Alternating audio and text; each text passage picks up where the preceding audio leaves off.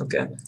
I think the way StreamYard runs is that if there are any comments who are coming through, I can just pop them in so you guys can see them as and when they come. But yeah,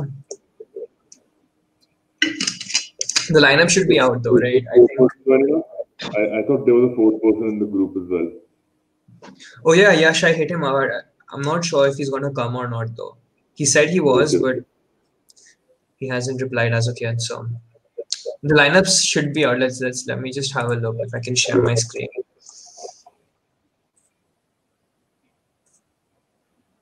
The Tuchel, I think his incoming was quite relevant given that Thiago Silva and so many other players are, aligned to him. So I think with the system he follows, I think Chelsea will get back to winning ways, man. Yeah. And they've got loads of firepower, I think, to give in, everything to the team. So I think they've got plenty of chances to.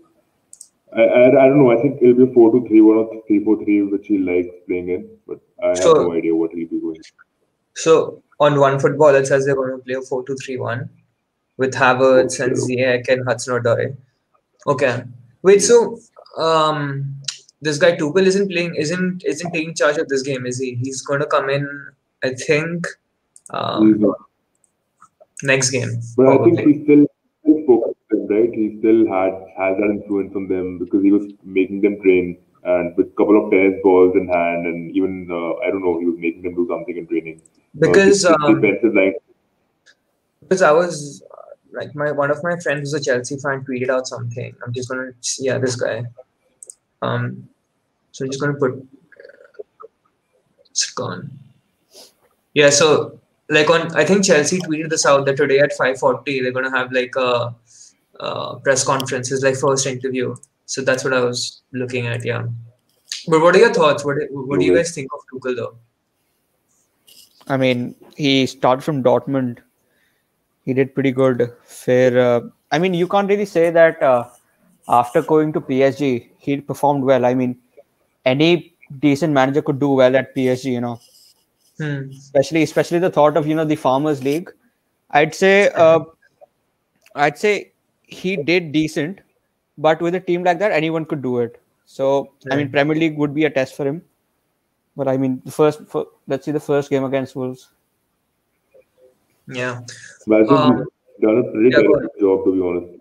Both the clubs, I think Dortmund and PSG both. I think he just had a falling out with the board. He did not get the transfer that he wanted in the second season for both the clubs, which is why I think he just had a falling out, which is why I think he just left the club and they had a mutual agreement to let go of his contract.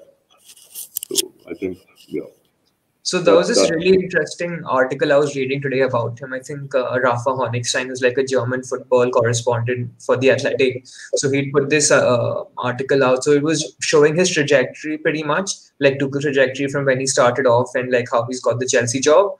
So like a few things that stuck out for me was that when he was at Dortmund and Mainz as well, and PSG as well, like he wanted the players he wanted almost. And it was that it was his way or the highway, as many people called it.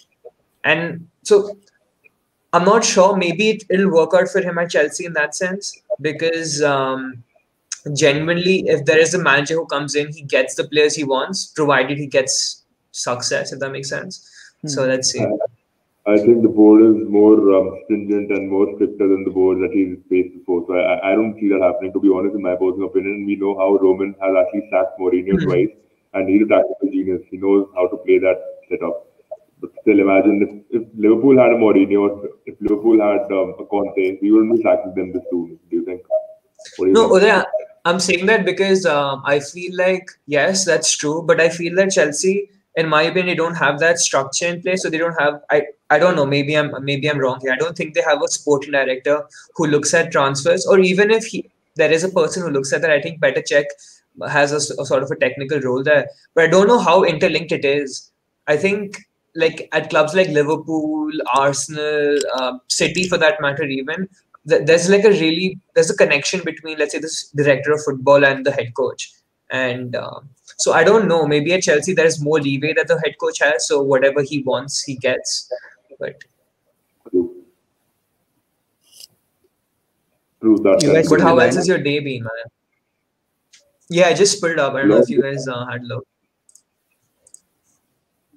This is the better way. Yeah. See, man, like I like Wolves. I'm not gonna lie. Like I like the way they're set up. I like the sort of functional football they play. Yeah, man, I find them really. Yeah, I don't know why are they giving so many goals, man? What is happening with Bulls? I mean, there's something Podence. wrong with the setup and that. They need. Look, they're employing two strikers ahead. I know one will be playing as a shadow striker. I don't know about one we have is Pedro Neto, another is Terrore. He's not even scored a goal in like 1.5 seasons now. So that's concerning, Damn. man, for a player of his stature. I don't know. Yeah. And Liverpool are linked with him in the transfer window, so I'm worried. What paces will we be adding in Liverpool? I hope he doesn't turn out to be like Daniel James. Wait, so okay, what I'm looking at here, probably I don't know if you guys have seen a lot more of Wolves than I have, but this looks like almost like a shadow striker setup. So almost having three people playing without a striker in that sense. I think Chelsea will play long, man. Look, they've got Giroud ahead. Sorry, Sankalp, what do you think about the team, man? What do you think about Man, this Tuchel he's been playing a lot of holding midfielders. And so maybe I think Jorginho is going to be permanent from now on. He's going to play the holding midfielder position. I mean, under Tuchel, and especially players like Pulisic, he introduced it to Dortmund. He's been he might be a key role for the Chelsea team here as well. Hudson-Odoi, I think Hudson-Odoi has been one of their talismans this season because he's taken them out of situations like West Brom 3-0. He was the one who was instrumental in getting them the 2 goals in the second half. So I think he's one of the very most underrated wingers they have in the team. They don't really play him, and I'm glad that he's in the team. And I think Tuchel is more of a player who doesn't favor Mason Mount, or he won't be biased towards certain players. But I think he's more of a person who wants quality ahead. If they're performing, he plays them in. He's very straight on that way. Right. Who's taking charge of Chelsea today? Though that's going to be interesting. Is it their assistant or? Yeah. Oh, it's Thomas. It says Thomas Tuchel here, but I'm not sure if that's the case. Wait, it says first team of the Thomas Tuchel era. So, Ishan, what I think the tactics, the game will be according to him, but he won't be necessarily down. I think the assistant manager will be there. So I don't know what rules and what regulations are there that he has to follow, but I think that is the case. Yeah. Did you guys see the stat? The average number of games played under a manager under Ibrahimovic is for Chelsea is 50-ish, and Mourinho being around 120. How much do you think? With the managers for Chelsea, how many games they played on an average before being sacked? Right, it's 50. Mourinho played 120. Lampard around was 70-ish. How much do you think he'll last? So there, do you want to go? Tuchel, how much do you think? Will it be above Lampard or near Mourinho's 120-ish mark? See, it totally depends on this season, in my opinion. 1 second, let me just have a look at where they are. So I think Lampard has the lowest point to game ratio. He's got around, I think, 2 point something, man, or something of that sort. I'm not sure, 1.68 or something. So I think the Lampard sacking was a bit harsh, given that he's a club legend. But obviously, he should have been given the entire season, man. You've given him a 200 million investment. So many players have come in. There's been an influx of talent. You need to give the manager some time, man. 1 year, 8 months is not enough to. Yeah, and they were on a good run until the slack they just went under recently. Look at this. What if Klopp would have been managing Chelsea? I think he would have been sacked by now as well. Yeah, true. See, so like on the table where they're okay. So they're doing pretty poorly. I'd say if Tuchel gets them top 4, pretty much, or maybe. Like, it's difficult to say. I think he should be fine if they compete for top 4. Like just for him staying in the job, I'm saying. And then next season is the season where he almost has to build it, maybe contending for the title, because that's the way Roman likes it, right? So But Wait, we have a right. Go on. Told him, or I don't know if the conditions are such. I think the condition is more of to stay in the top six is what it is, to get Europa action maybe, because he knows that Tuchel came into the club after 50% of the games are out. So I think it's going to be very tough to predict what kind of standing would he be okay with. So I think top six is just decent for a team like Chelsea at the moment, man. You can't expect a manager to come into the team and suddenly just click on and start winning games for them. Yeah. See, that's what I was hesitant. So, I mean, that's what I'm saying. Maybe they could push top four. I'm not sure. Maybe fifth or sixth. If they are really competing for it, would just show that there is an impetus there. Do you know what I mean? So we have a few questions coming up. I guess we'll take them on. I think we've answered them, but we might as well.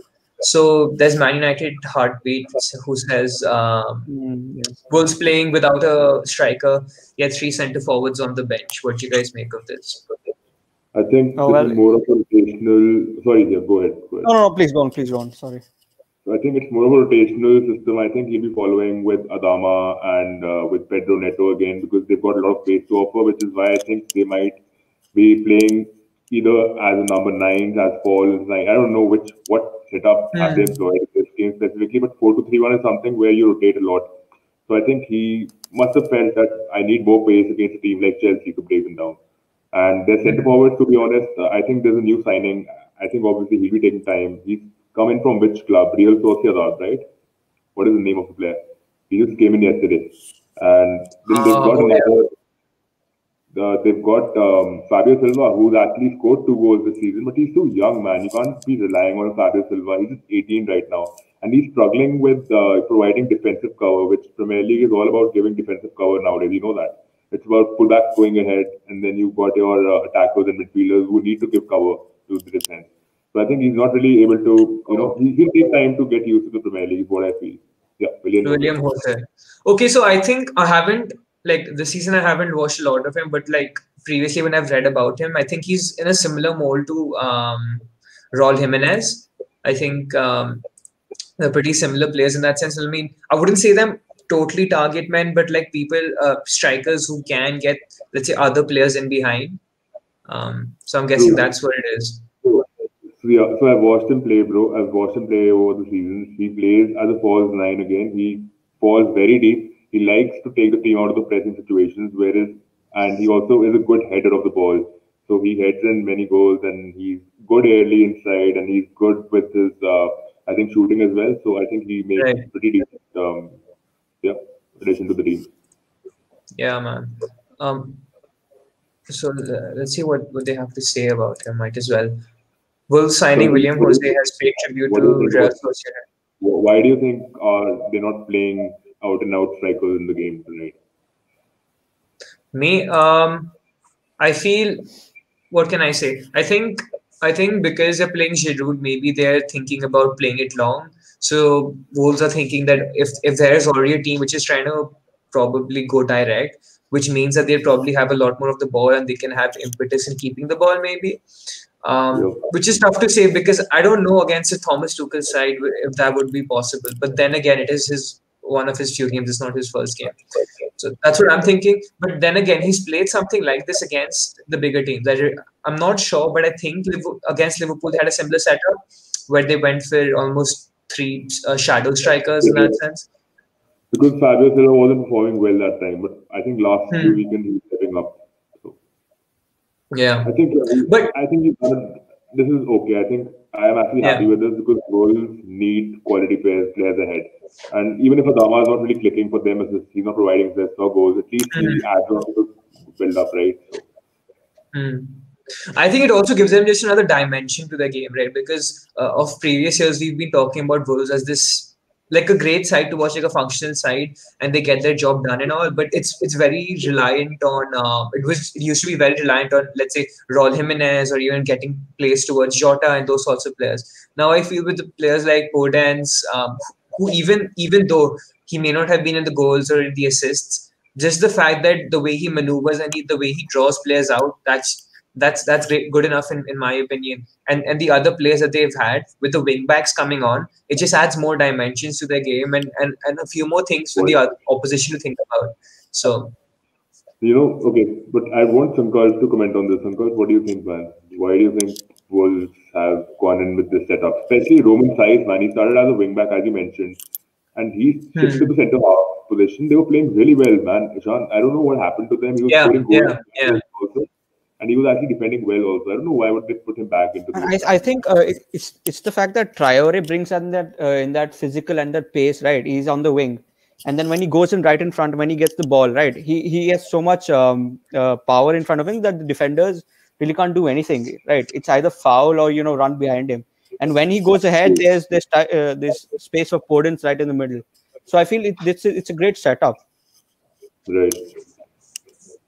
But that's an interesting one you speak about with Saiz, because that's one of my friends was even talking about him, because I think he had him on his FPL. That's was the first thing he got to know about him, because on FPL he's listed as a midfielder, but Wolves have played him pretty much in defense. Yeah. Or rather the other way around. I think he was listed as a midfielder, but whatever, I'm mixing it up. But he was playing well, and the thing that drew people to him was, I feel, one second, let me just try to share my screen as I keep doing.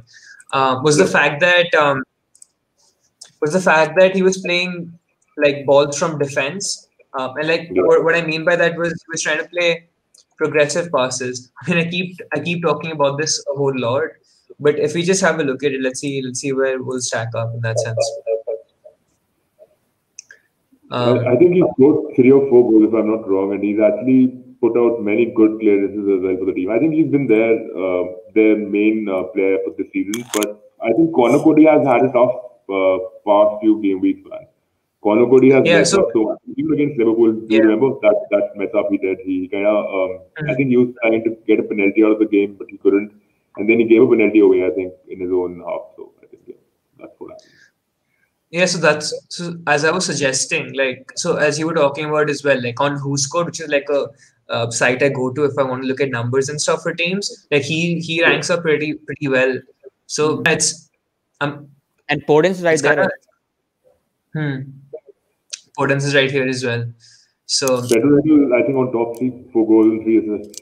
His influence is massive, man. He goes all over the pitch. I think, I've said this previously, I don't know if I've mentioned it to you guys, but I feel Pedro Neto is a very good replacement to Diego Jota in that sense. Even though he's only 20 right now, so he still has time to go. Not that Jota's that old or something, but the fact that if you look at him and the way he plays for Wolves, it's very similar in the roles he takes up. So that's really interesting, because I feel not always you have to go out to the transfer window and get someone to ideally replace someone. I think it's a much better process if you already have someone and if you can mold them to be the player that you're probably missing. So yeah, that's interesting. So do you have the TV on, or are you watching it on Hotstar? Yeah, I'm gonna watch it on Hotstar. What are you guys gonna be watching it on? Watch it on the TV, no? Watch it on the television. Yeah. Because you'll be behind us, then you'll be 2 minutes behind us. Acha, okay. The reason I watch it on the phone, I don't mind. I can watch it on the phone also. No, because the reason is because the setup I have right now, the TV is in the other room. That's the only reason. No worries. I think you don't know. So. Yeah, you guys are fine. I don't know if it's going to be difficult for you. No, we'll be fine on Hotstar. Yeah. Fine. But what do you make of this, man? So something I think about, because in the UK, I feel I watched a lot less football than I watch here. And it's simply because of the way football is channeled through the service providers in India. So I can watch the La Liga, the Premier League, the Scottish League, even any league, basically I can watch it. And it's so cheap as well in India. Over there, even from a Premier League game, I have to pay if I'm not on. So there are half the games on Sky and half the games on BT. Okay. So 1 week Liverpool's playing on Sky, 1 week Liverpool's playing on BT. So and the memberships this what's it called? Yeah, the memberships as well are pretty expensive. That's something that drew me, because I felt that over there maybe I'd be watching more football, but turns out it's not the case. But yeah, I think people are struggling with that. I think one of the reasons why they've done this is because they want to promote local football as well. They've got 5 league divisions. Yeah. They want them to watch the other leagues as well. Because again, Premier League is something which is again going mad. People are going mad about it all over the world. So I think it's fallen down to 25 quid if I'm not wrong, for 4 matches now. So BT Sport has given you that privilege of just paying 25 quid for 4 matches, which is again too much for people like us because we get to watch it for free. So yeah, yeah, that's true. But to be honest, like I think Sankalp can comment over here because so I used to work for like an Indian like a company based and I used to work in Indian football. So and they provided me with the numbers really. They said that even for the ISL games, they're getting quite a few good numbers if when the matches are put on Hotstar.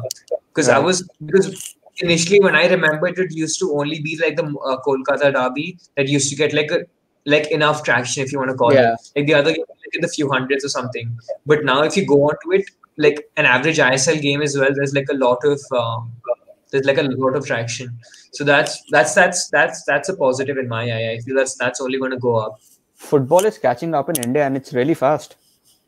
I mean, my dad used to watch it, and I didn't really know that when I started watching at home, right? He used to come up and he used to tell me about Pele and all. I was surprised he used to watch. He told me that he was really big fan, and you used to go out watch matches in football at the stadiums. So I don't know, and it's progressing. So maybe I mean, TV, it's great. It's a great way. Everything you can find it here, and maybe that's why it's very cheap as well. Yeah.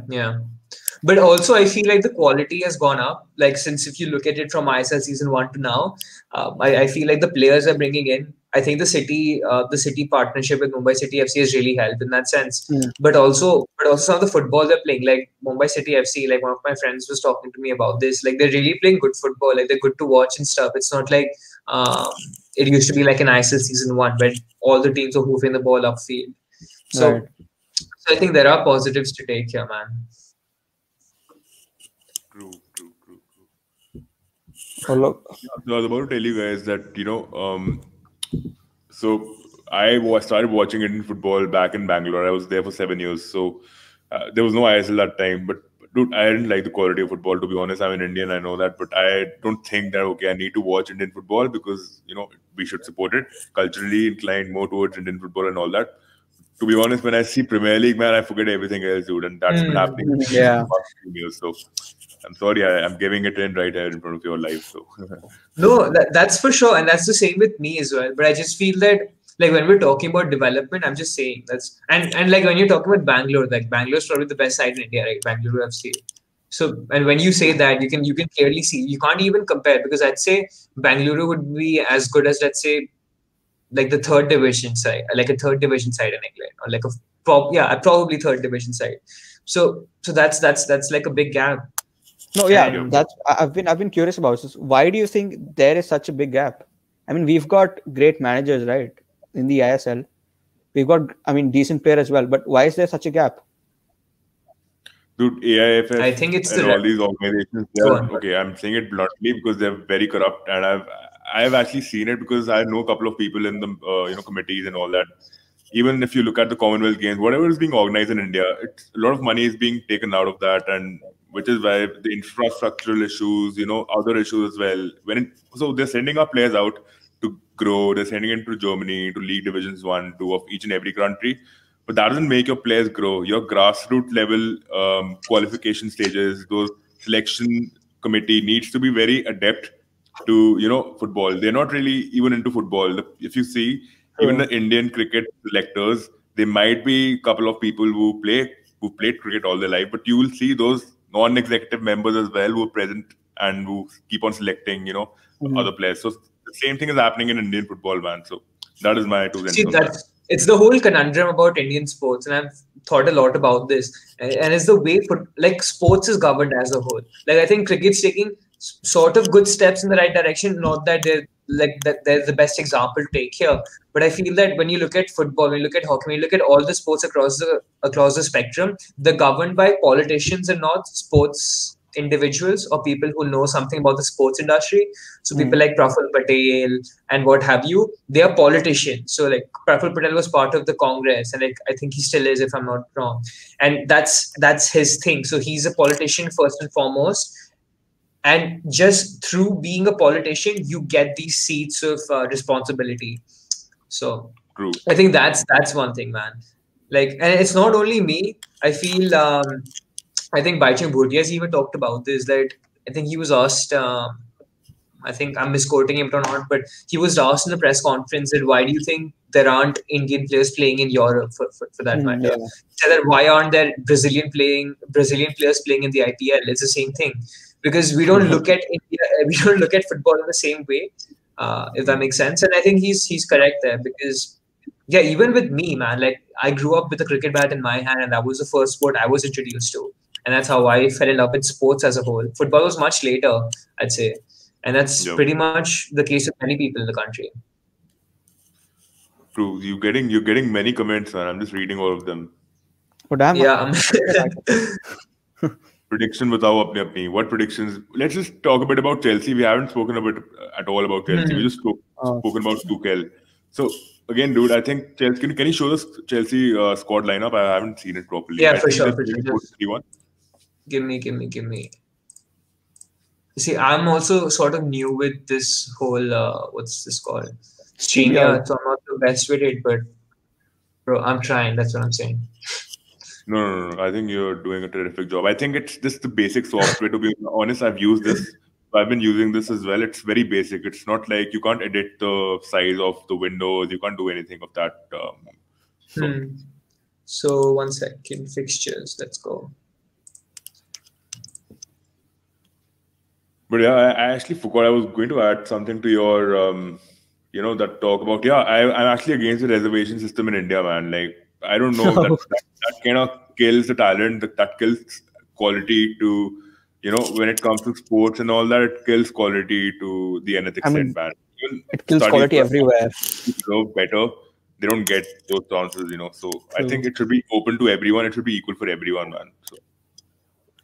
Okay, so wait, you're talking about my 1 second. You're talking about my thing on like I did a video on what's it called? I did a video on equality and equity, but that wasn't in a sporting context, and I didn't really think about it in an Indian context, because I don't think that India's gone too far like the radical left have gone, let's say the Western countries. But that was my particular take. Yeah. Because I'll tell you, I know two friends of mine. They tried for the Indian football under-19 team, Rochan Kakkar and Raj Pratap Pannu. They play better than these footballers, man. I'm not kidding. They were in the Minerva Academy as well, under Ranjit Bajaj. Dude, they were ballers, man. And imagine those people didn't get a place in the Indian football team. And I've seen those people playing to their next level, man. And they definitely deserve some chance, at least, in the country when it comes to the national level. Because they've been playing football with me since school, and they got scholarships in each and every university wherever they went, to New York or some other university. They got because of football. So they followed the passion, and I don't know. I think again, it's the problem with the selection, and I think it's all about your whatever connections, or if you've got any link in the committee or whatever. I think it's too complicated. There's like a lot of things, man. Like like something else I came across was that with the whole Northeast stuff as well. So with the governing body being based out of Delhi, and like the people who are, let's say, running these corporations also are very much North Indian in that sense. Okay, like the most of the people you'd see in those positions. There's like this whole discrimination against the Northeast, like I mean, like that these people in these committees have. And if you look at it, so there was something I came across a statistic, and I don't know how much true it is, but like just to put it out there, just for a perspective, they said that if there wasn't any discrimination of that sort, and if they actually wanted to pick the best players in the country, like 85 or 90% of the Indian team would be made out of people from the Northeast. But simply because of the fact that there is so much discrimination, and the way, let's say, the Northeastern people are looked upon by everyone in the country, really, I think the numbers come down to like 50%. So even when you look at some of the Indian national team games, if you looked at them, when there are the players standing for the national anthem, I think if you some of the people from the Northeast don't even sing the national anthem because they don't find it representative of them. If that makes sense. So there are like a lot of things to untangle here. So. But I think they've faced a lot of opposition in the past 1 decade. I'm sorry, I'm butting. I'll just complete it quickly. Yeah. In the past 1 decade, I stayed in Bangalore, man, and in around my locality itself, a Northeast person got beheaded. So I think it was very radical, and it was a movement where Northeast people were not supposed to get out of their houses for 1 year, the entire year, and even their employers were paying them money. They were allowed to work from home, and they were advised to not even catch trains back home to the Northeast because I don't know, something was happening in India at that time, dude. I'm talking about 2012, 2013. Yeah, it was bad. And even in Delhi, this thing happened. I think somewhere in DU, like a couple of footballing friends of mine itself, went out. They got murdered, man. So it was, again, a lot of discrimination. It's terrible, man. Like the way, I mean, you were saying going back to the Indian football conundrum, I was thinking, I mean, out of such a big population where, people watch cricket and football as well on TV, huge numbers in India, you can form such a good cricket team, right? That can go to Australia and beat such a good team right there. But you can't form a good football Indian team, right? This conundrum, I mean, if you have a good football team, you might even, participate in competitions like FIFA, even probably have chances in the Asia Cup to win, but it doesn't happen. See, but Shankar, don't you feel winning the Asia Cup once, if I'm not wrong? They did. No, they something. Yeah, but then since then, like the UAE, Japan especially, and some of the other Korea have put like a lot of investment into football as well. Like that's a good example to put forward, Shankar. But like the thing is, like, Sean, you remember we once went to an under-19, the one hosted in India. So we went for USA India. We went for India first game. It was, the team was pretty good, but the performance wasn't there. I mean, it's either the India doesn't produce good players, or that we don't select them.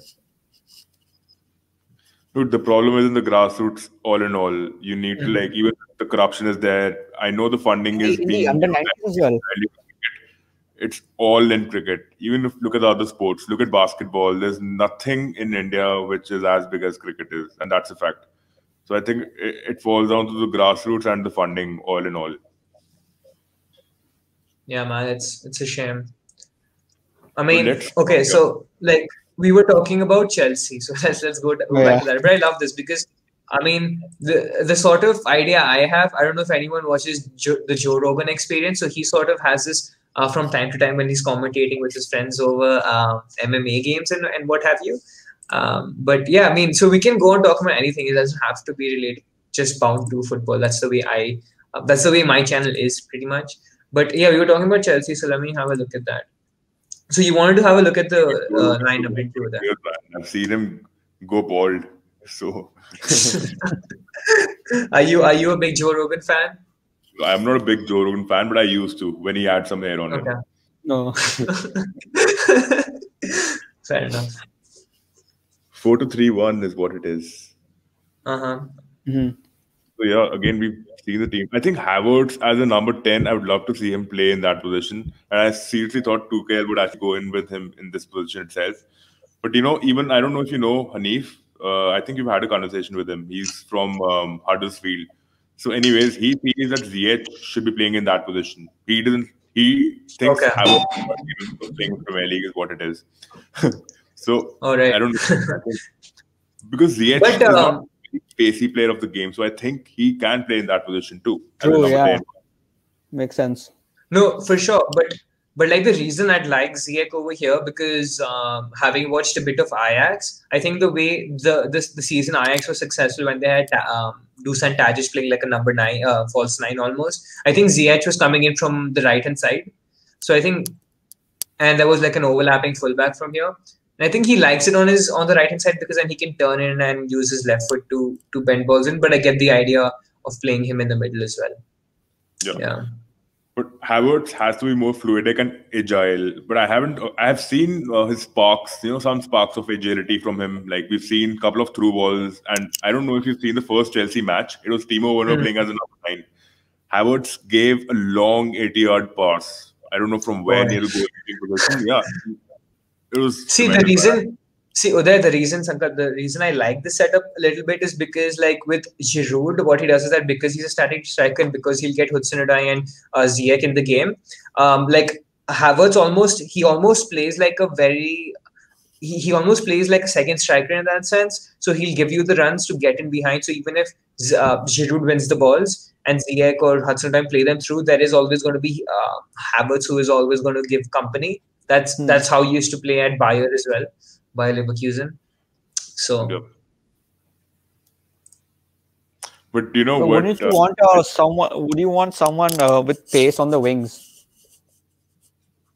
with pace on the wings for Chelsea, Yeah, I mean, Ziyech is slower than Havertz, right? right? But you got Hudson-Odoi, right? No, but then yeah, but Havertz as well. Havertz is also he's not like lightning fast. He's also like a number 10 type player only. So But Havertz is not like Well, not what very was- fast. He's okay. He's what was- mediocre. yeah, exactly. What did Paris Saint-Germain like line up with? Because I think it's going to be similar only. I don't think they had two quick wingers on the sides, right? Like when Tuchel was there. I think Paris went in with a 4-3-3, usually because I've seen them play that in a couple of games with Di Maria, Mbappe, and Neymar ahead. Right. I mean, if I just pick like a random game, I don't know. Yeah, you should pull up And on when the. it's so shitty, I find it shitty. I don't know how you guys find it. They've got Marco Verratti, who's always injured. They've got Paredes, who's okay. He's physically there in the game, but I don't rate him. Wait, against United, they played like Tuchel was there, right? If I Yeah, remember. Yeah, He was So- there with a broken leg. Yeah, 4-3-3. 4-3-3. Yeah, but see, with Neymar again, Neymar is also like a player who comes in and he's almost like a playmaker from the wing, which is what I think Ziyech will give you. Do you know what I mean? So Man, you're right, bang on, but I still find Neymar to be like up there. I don't rate Ziyech that high. oh, because for sure, no, for sure. But I'm just saying that like the mold is similar. If that makes sense. Like Yeah. The what I mean? structure is similar. True. Neymar has those brain fade moments where he either go into the 18-yard box or he might just get out and he might just fall on the ground. So Yeah. and sometimes he has a tendency of overdoing it or exaggerating on a fall. But I don't know, man. I think he should, or maybe he feels if he actually doesn't go down is where his game will actually go out because of the impact on his legs. Because if you keep running, even if someone tries to bring you down, I think there is some impact on your leg. So you need to actually take that fall and let the energy, or whatever force is on it just come, like just go numb. So. No, man, I rate him really highly. Like whatever people may have to say about him, like yeah, he's like a really technical player, man. Like great to watch whenever he's on his game, man. I think we have a few other questions coming up. Like someone's asked about how's Tuchel going to do at Chelsea. I think we sort of went about. I don't know if we answered it quite exactly, but I think if he gets his way, I think he can do well. Like I am a big Tuchel fan, but then again, it's about giving him time. So we were talking about if he finishes in, let's say, a Europa League / Champions League spot, maybe probably Champions League. That's pushing it, perhaps. Then probably he gets a full season next season to see how he can probably do with the Chelsea side. That's what I'm going to say. I said Roman would What be do you pretty guys happy if he goes up to top 6 or probably top 4. He'd probably keep the job for the next season as well. Yeah. No, I think next season too, it should be granted if Chelsea don't do like horrifically from now, pretty much. But yeah. Even if he doesn't come into the bottom half of the table, then I think he'll be out. But no, he'll be in top 10 and he should be given next season entirely. Just grant him the entire season. He deserves it. Yeah. Okay, so we have another one coming here. Let's take that in as well. Can't see Chelsea winning. Wolves always up their game versus big sides. Yeah, that's possibly true. Wolves because win the last game against Chelsea at their home. So, did you see that game? They didn't or they did? They did, I guess. No, Wolves won. I don't Dude, remember. I don't remember. The last minute winner. You know what happened? I'll tell you. He was running the ball. Oh. Full on. It was a 2-1 winner, yeah. I'm showing you something. So he's running, and you had a what is his name? Zuma here. Okay, Zuma. I don't know what happened. He wanted to stay inside the box. He thought he'll probably give in a cross or something. That guy took a long shot. He didn't cover it. Dude. It went straight inside the goal. He should have gone toe to toe with him. That is where he went out for. I think Chelsea should have actually just covered the entire flank. They should have just gone ahead. They didn't do that, and that was a tremendous shot that he took. So I think Wolves are made of quality, but they lack in creating space. Which is why they get dispossessed on and on. In the mid spaces, even in the opposition's box, they get dispossessed like pretty frequently. Maybe probably why they're playing like a number 10, between and not a striker. Probably. Because even City follow the same regime, 4-2-3-1. You've seen City play without any striker this season. There's no Jesus, there's no Aguero. So I mean, they're doing pretty well, but they've got quality, man. They've got a De Bruyne. So much quality. I don't want to say a lot, but not the quality side. Can I have a beer? Yeah, go for it, man.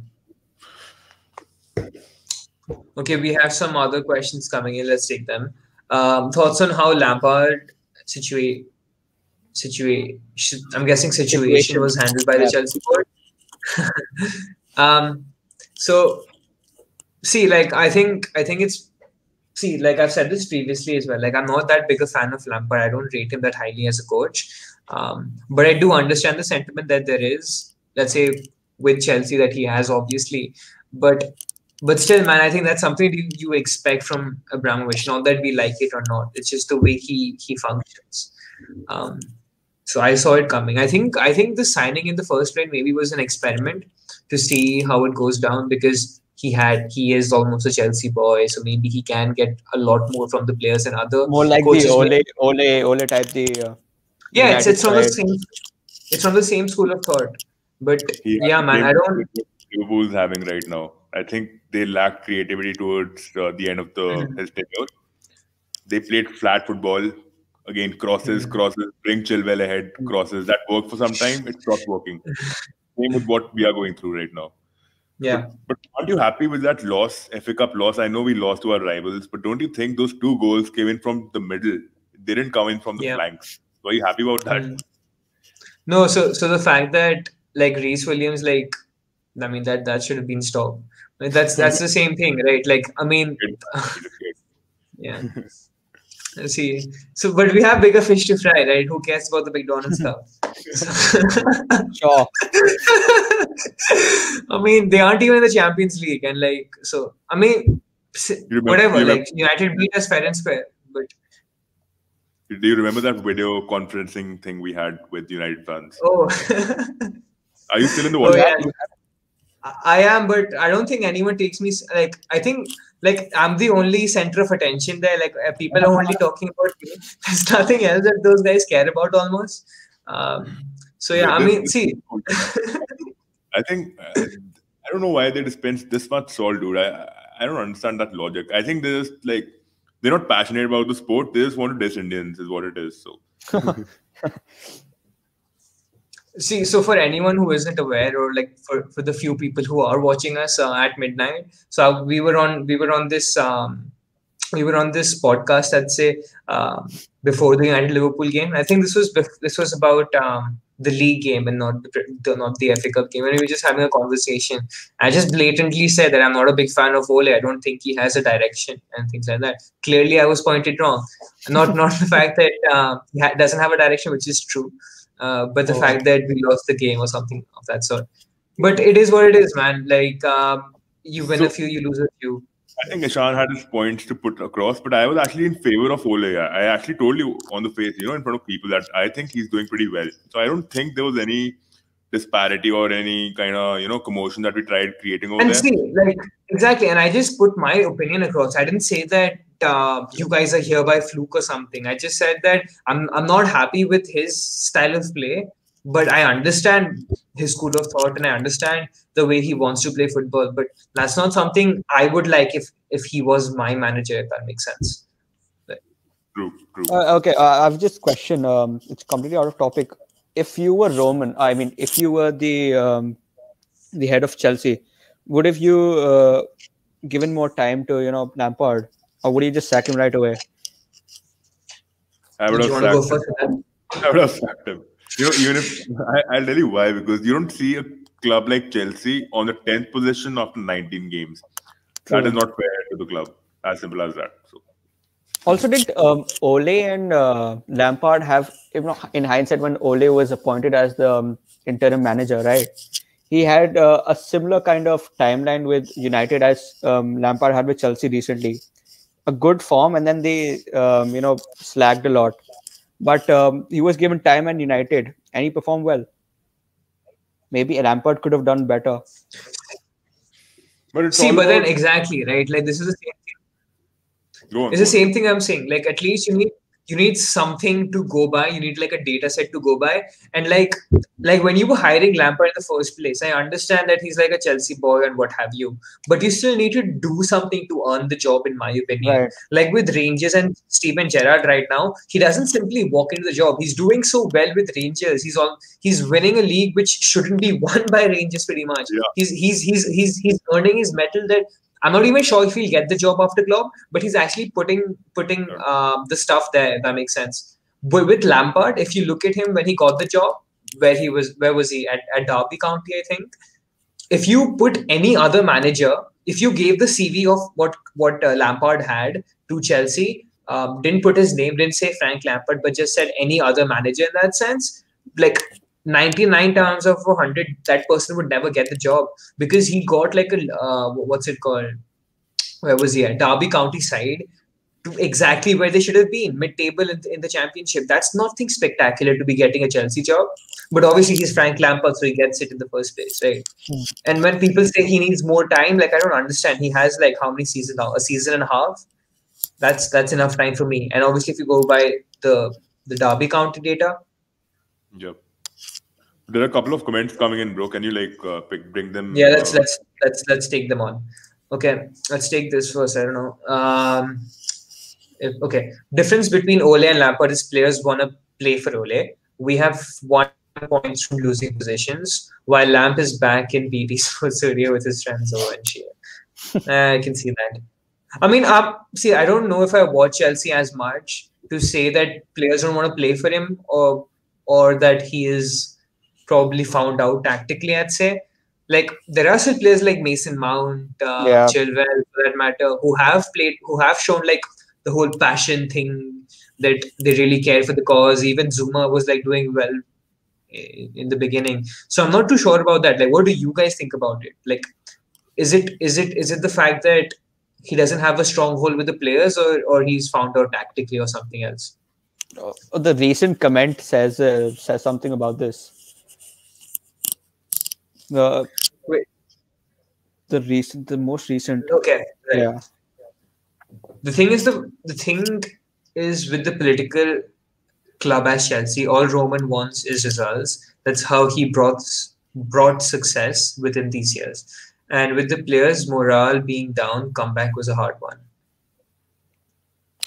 So I think that's his opinion, but I'll tell you facts. I'll give you facts. Okay, Roman as an owner, he's super bossy. He wants control like a Russian would want.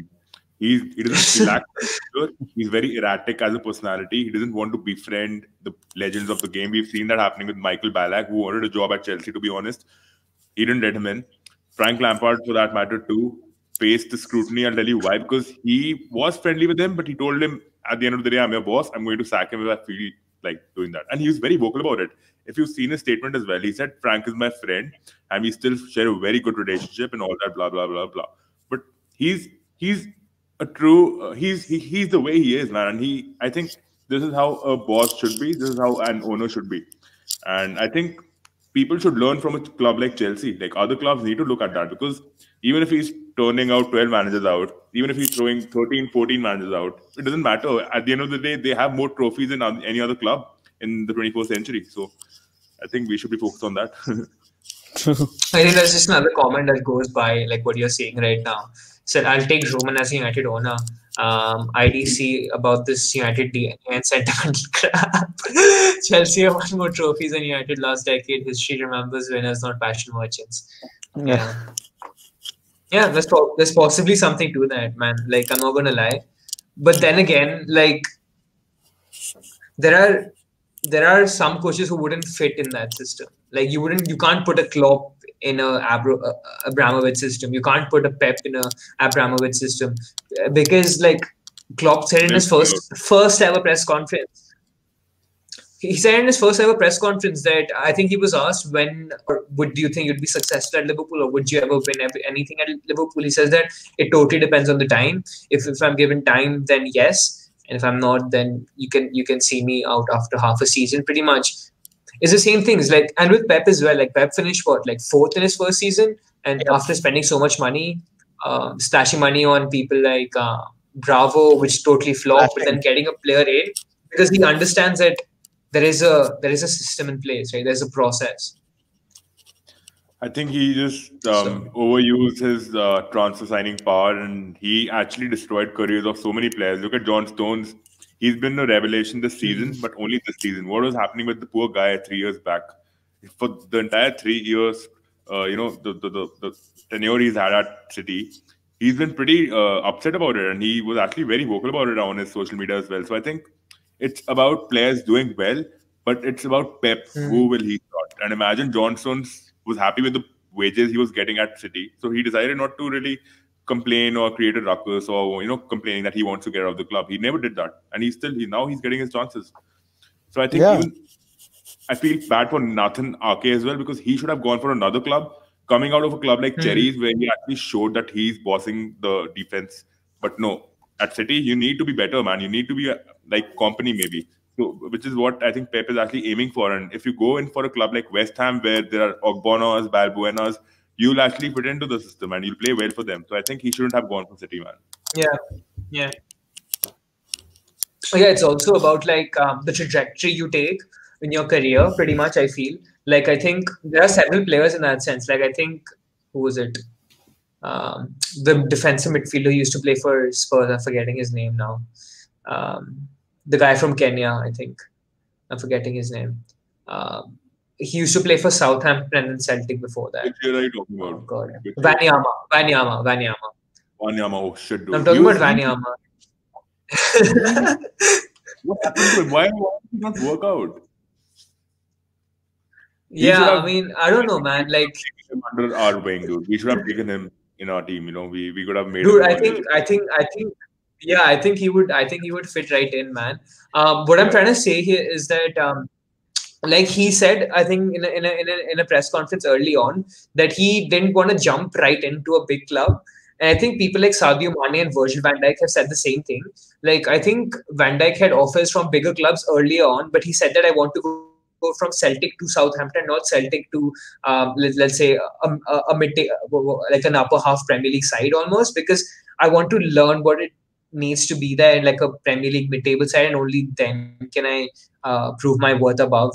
So, and I think players who can identify that, and players who can identify the trajectory that they're on, just clearly do much better, in my opinion. So, totally, man, bang on. I think, but don't you think that is just balancing your act out?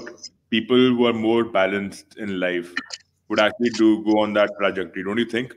If you look at Virgil van Dijk, do you think he's a player who loves partying? I don't think so. He's not a player. He comes from a very background, family background.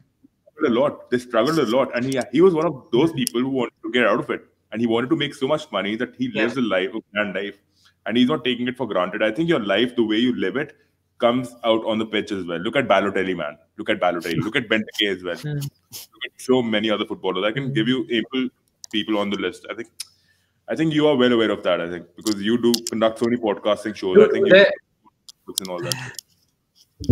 Dude, Uday, you're totally correct. But I think there's another thing with that. I think that's totally a factor. I think you can't deny that by any stretch of the imagination, like the way the person is really. But I feel like the role of the agent plays a massive, like there's a lot of importance that the agent plays. Like if you have almost an agent who's simply there to make a quick buck from you, then he wouldn't even hesitate if you're moving from, let's say, Celtic to Arsenal almost, and not caring that if you would fit in at Arsenal, and maybe Southampton would be a better step for you at this point. So I feel, and that's why if you look at like the successful people in football for that matter, like they've had the agents who they started off their career with.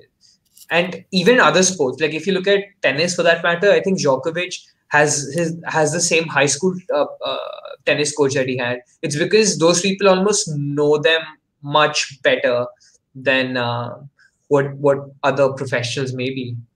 So, but I think Djokovic's success goes all to his goofiness, the way he is. He's a very funny person in real life as well, I think. So I think tennis is that sport. It's more of an individual sport rather than, team sport. So I think, again, if suppose you're my coach, for sure, yeah. Yeah. If you are my coach, suppose you are my tennis coach, you're younger than me, still I would go with you. This has happened with many tennis players. I don't know if you know this. And they've stuck to them. And they've stayed with them for 20, 25 years. I think it's all about the comfort when it comes to individual sports. Because you don't have any boss over you. You don't have any manager. You don't have a manager who's telling you, okay, you need to employ this person. So Djokovic is like, this is the guy I'm comfortable with. I'll be going on with him. So. Yeah, because I think he tried a couple of other international coaches, but it didn't work out for him. I think that's possibly true. I don't watch as much tennis, but maybe what works your system, maybe what you've always been training with or grown up training with, probably that's probably a better way of going about it. Just a few other questions I think we could take up before the game. Ole could not even take 1 point from 2 games and lost club 100 million. We can't win league only because of our manager. Yeah, I think that's true. But the manager takes it. The manager really pushed it a long way. But I feel the structure has to be in place, and that's why I really admire Liverpool. And yeah, but obviously, I think some people have told me not to speak a lot about Liverpool. So, at United, Heartbeat having an autocratic owner ain't the ideal way for modern football clubs. I don't know what the ideal way is, though. I don't think you can put a definition onto an ideal way. I think any way can work. It's simply about your personal preference. Like Liverpool have a way in which they have a structure in place. So they have a sporting director, they have a manager, they have all this sort of process. But maybe if it's another process where you have someone like Sean Dyche who has a lot more control over the football club or something else, and if that's getting you success, then what's wrong? I don't quite understand.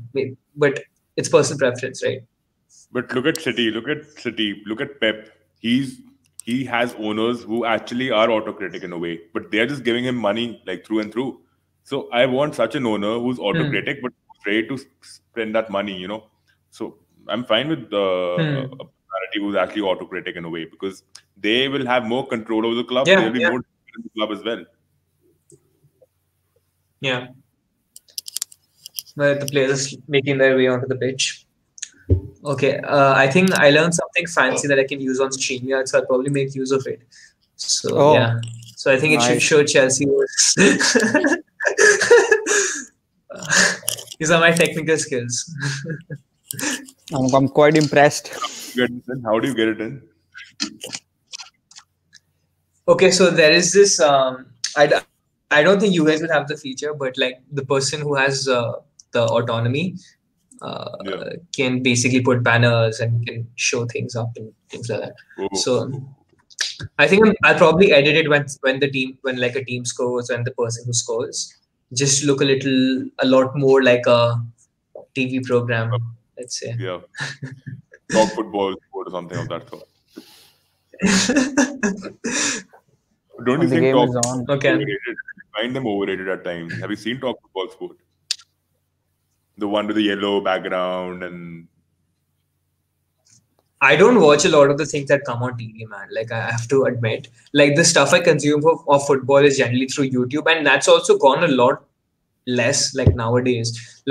I think the way I consume football and stuff is through I have an Athletic sub. So I don't know if you know about the Athletic. It's this. It's a platform where several journalists are there and they report on several these clubs. So I read a few articles there and I get stuff there. I watch Klopp's press conference, pressers and stuff like that. But yeah, I mean, I don't know, man. 4-3-1, 3-4-3. Because I feel it's pretty redundant, man. I think it's on.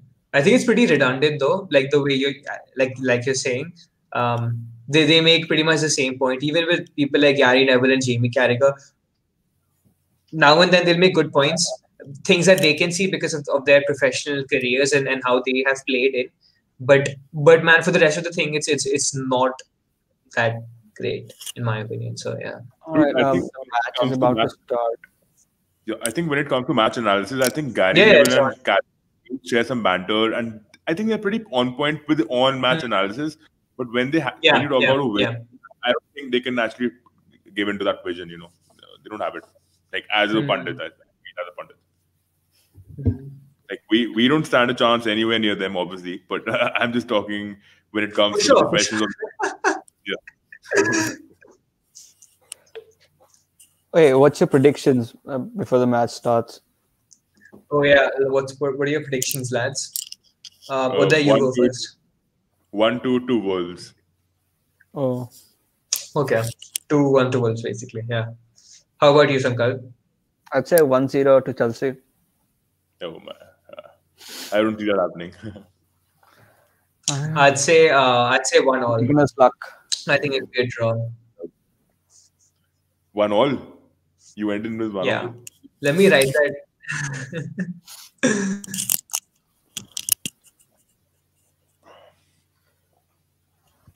I'll write that down so that, like, let's see who gets what right or how wrong the three of us are.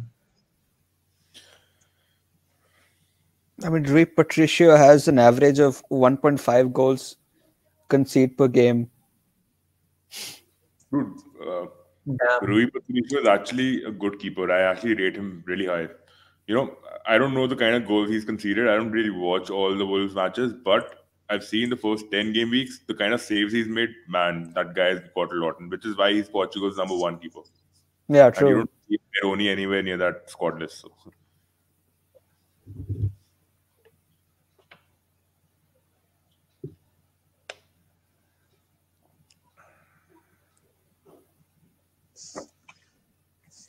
Tuchel looks weird in the Chelsea jersey, man. It's every manager, man. It's in the starting. It looks so weird. Fuck, man. Adama, you fucking...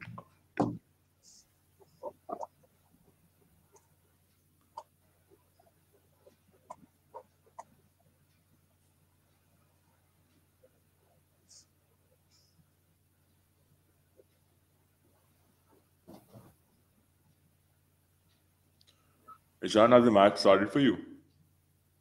Yeah. How about for you guys?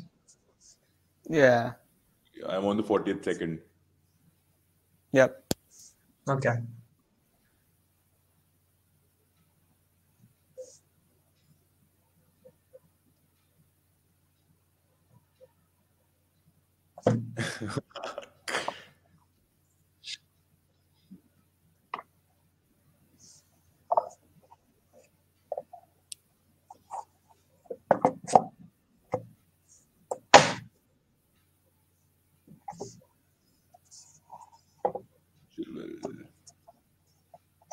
What do you think about Rudiger playing again? We haven't spoken about that. Playing instead of Kurt Zouma, man.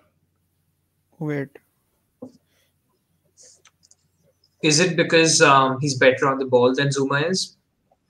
Perhaps. Was that your sarcasm, or do you actually mean it? No, I'm guessing. I'm guessing because I think for Sarri as well, that's pretty much the reason he was at the side. I think is because he was good on the ball and a little. I don't think I don't even know who's quicker between the both of them, Zouma or. Both are quicker. Both are really quick. They're very big. Rudiger. Yeah. But Rudiger was actually better than Zouma, but he lost track. I don't know what happened. He was injured once. He had a major injury. I know that, but yeah, he never really got to get into the German team either.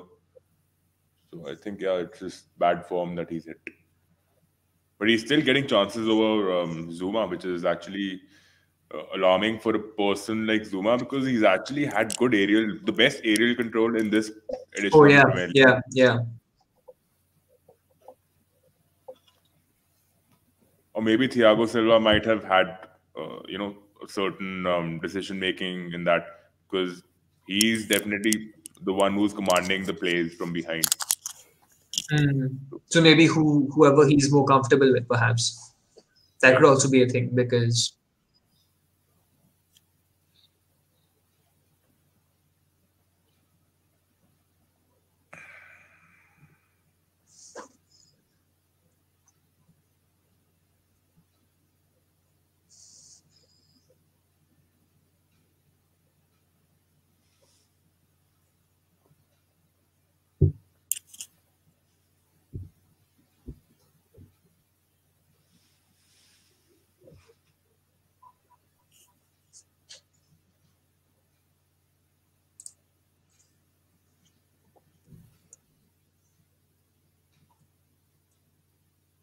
They've dropped a mid block. Chelsea can't get past them.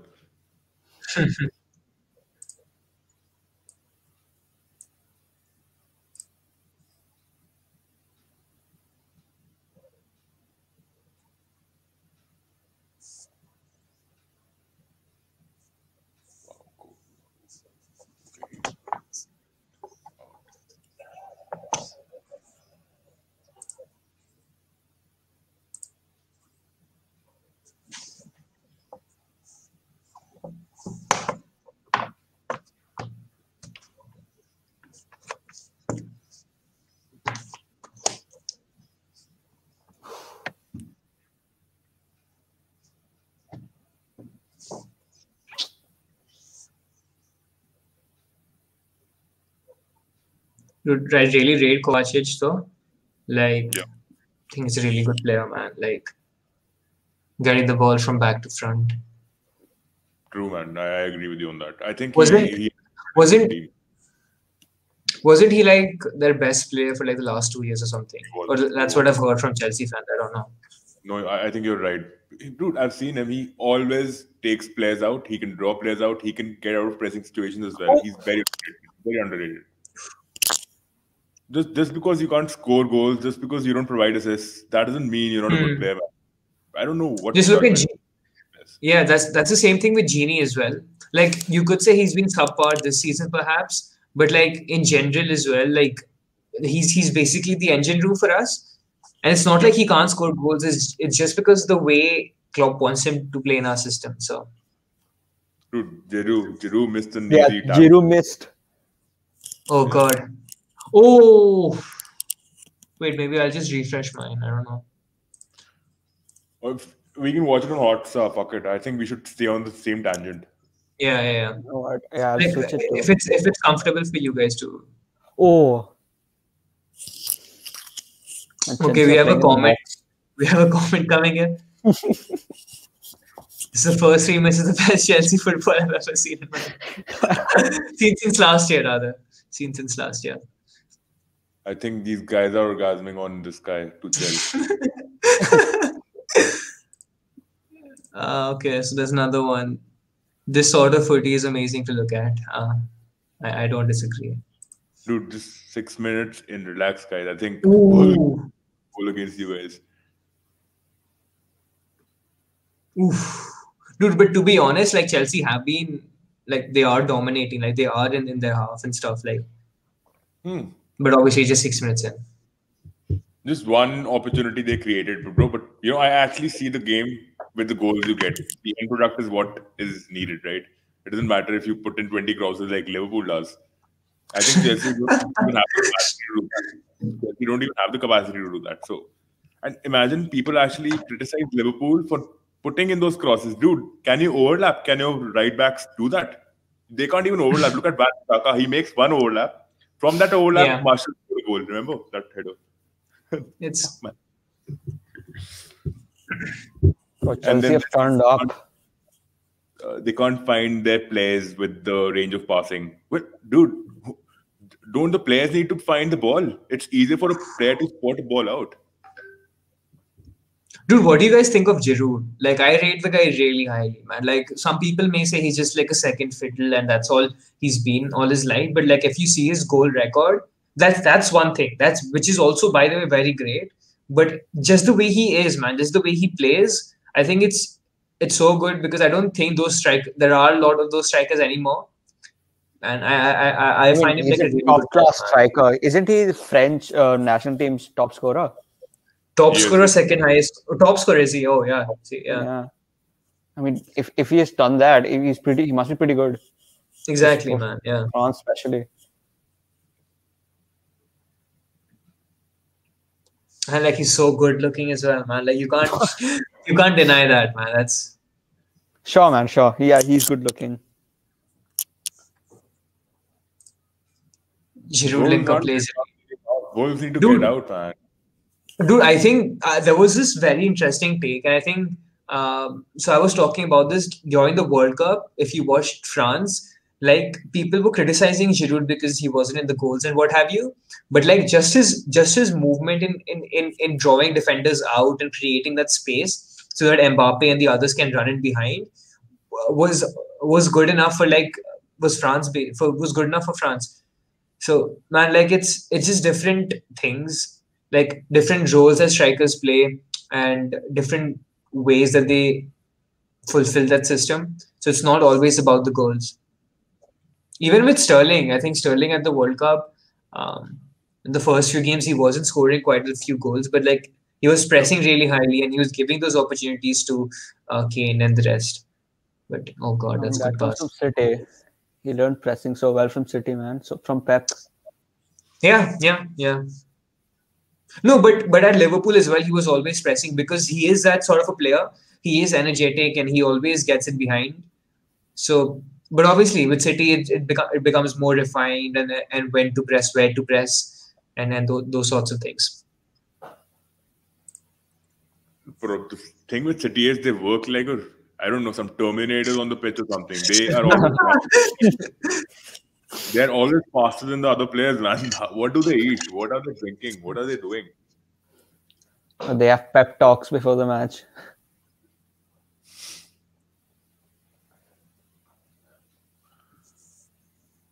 Fuck, man. Oh, damn. Fuck, man. Wolves are playing like shit. Imagine Nelson Semedo from the right back position took the ball ahead. Come on. Dude, but this actually might work out for Tuchel really well though, because if you look at the players that Chelsea have at their disposal right now, it pretty much suits their system. Like it pretty much suits like a Tuchel system. He has like Thiago Silva, he has a Rudiger at the back, he has someone like a Reece James or Azpilicueta at right back, a Chilwell at full back. Yeah. Then Jorginho, your Kovacic, your Kantes. Dude, he has the full thing, man. So Kovacic is dictating the midfield, man.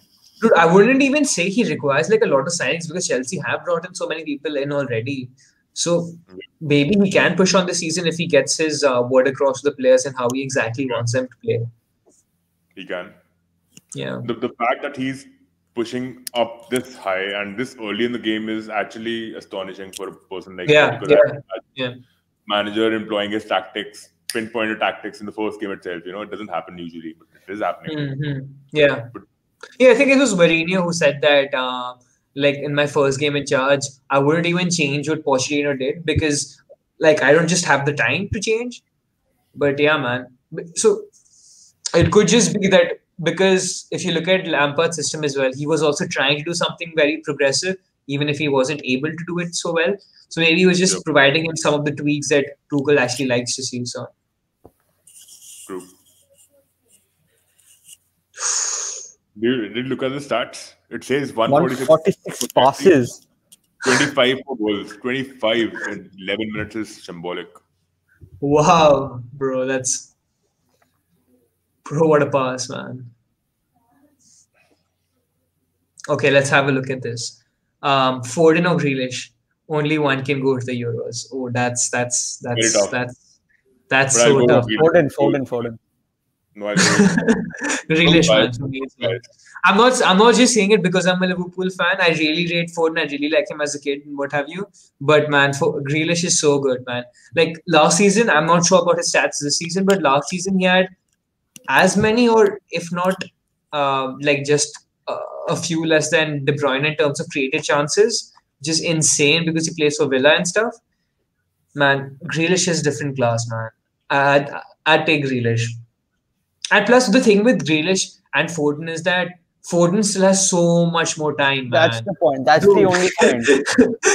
He's young, but he's still fucking good. Foden is too raw right now. He's definitely very much talented, but he's very raw, and he can only work if you have good, ball providers. He cannot work alone. He cannot drive the game ahead alone. You need a Bernardo Silva. You need a Gundogan. That is how he's working out City right now. And I don't know. He might just show that he's a good number 10 as well, because he was supposed to start out as an attacking mid, but they're playing him on the flank. They're actually using his space. So.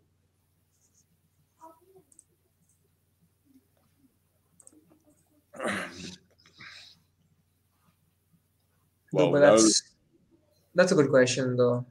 Tough one really, but yeah, I'd say Grealish. Dude, Grealish is a baller, man. Look at his dribbling. He will make you go mad. I think he's more lethal than Mane looks at the moment. He's doing better than Mane this season. So I don't have to say anything about that. Mane can drive the game ahead. He's lacking quality around the box. That is a major problem. Liverpool are driving the game ahead. We know that. There's no problem in going ahead. The problem is just showing your turning out for the goals. You're not doing that. So there's someone who's asking if anyone of us is a Chelsea fan. We aren't. We're just talking about Chelsea and having a good day. So that's my badge, bro. Maybe I'm wearing a Chelsea badge underneath this jacket.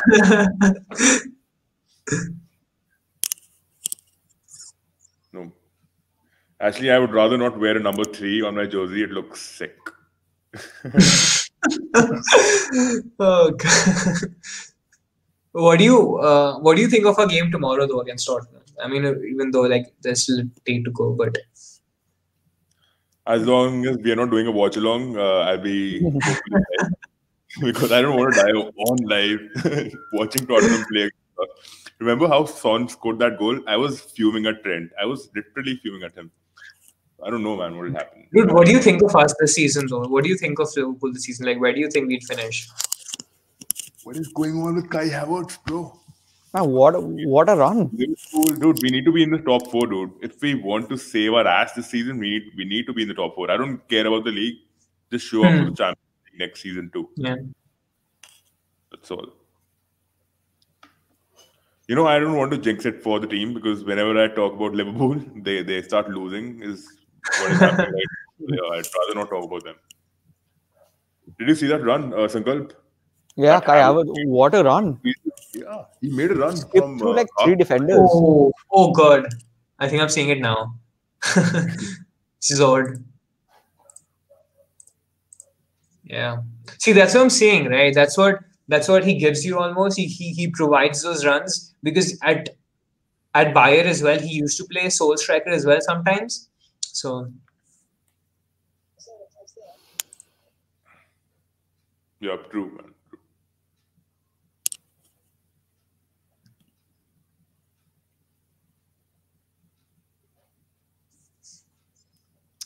Dude, I think Jorginho is going to be so good at under Tuchel though. Chelsea's pressing, bro. Look at them. They're pressing. They can't press well. They're pressing well. Fuck. Look at him. What a tackle. Wow, man. Baller. He's a baller.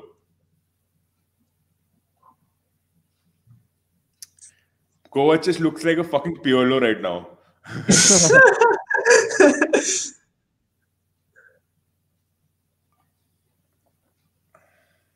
Oh God. Yeah.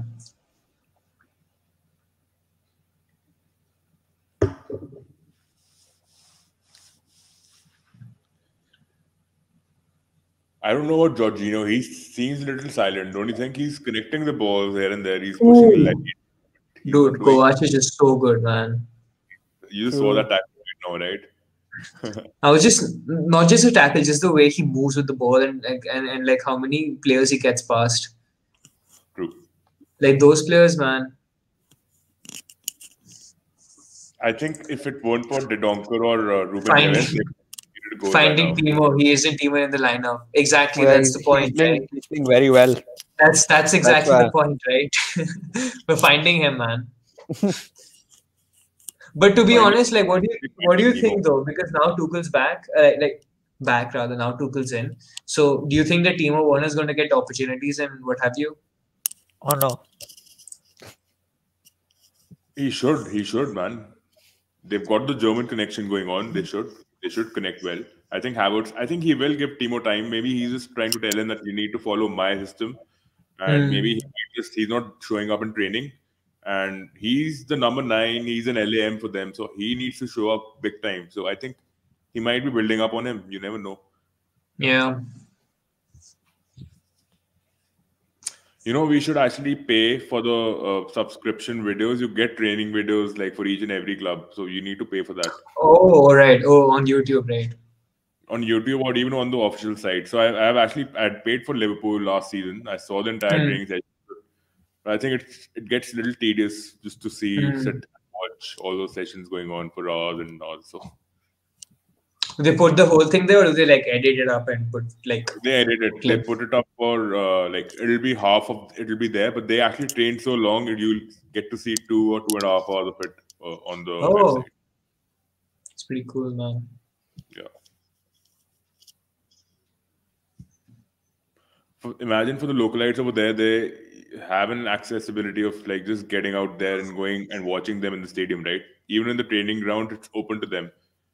And they don't even need to pay a penny for that. So that's pretty cool, I think. Isn't that the same for cricket in India? I I don't. don't think Oh, all the training sessions. I think we watched the training sessions which happened but like before the match cricket, starts. dude. But cricket training sessions aren't interesting, right? Those are like net practice and those sorts of things, right? Football training sessions, actually, at least this is what my take is. In football training sessions, you actually see like build up plays or like things like the coach is training on. Like that may be great, but who wants to watch Kohli batting for like Man, 50 I'd overs? watch Kohli bat for 50 overs, man. In a net, I'd watch. Bro, I've never watched cricket in my life. I hope I never do. Really? Why? I don't know, man. I'm not a cricketing Yeah, fair fan. enough. I'd rather watch volleyball or gully danda, bro. Damn, that's some shade right there. But for that matter, I don't know if you guys have played. See, I just got a shot in. Are you guys? What time are you guys on right now? 24, 5. Oh shit! I'm like 30 seconds behind. I'm like 19:37. That's okay, I think. The thing with Chelsea is they're not able to, capitalize on the opportunities they're making. The thing with True. Wolves is they're sucking it out and they're getting lucky again and again. So that's how the game is venturing out at the moment.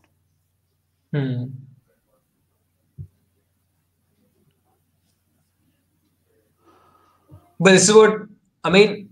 I sort of thought that Chelsea would play long because they're playing Giroud, but they're actually not, which is obviously because Tuchel's in, right? So they're playing a lot more on the ground stuff, which is good. It's I good to think they're see. playing progressive football, to be honest. They're finding the people out and they're passing They're playing really well. good, yeah. They're playing well, yeah. Oh yeah. So I think I remembered like the use of Hudson-Odoi and a Ziyech together. So I think what it does is like I think quite a few modern coaches are starting to do that.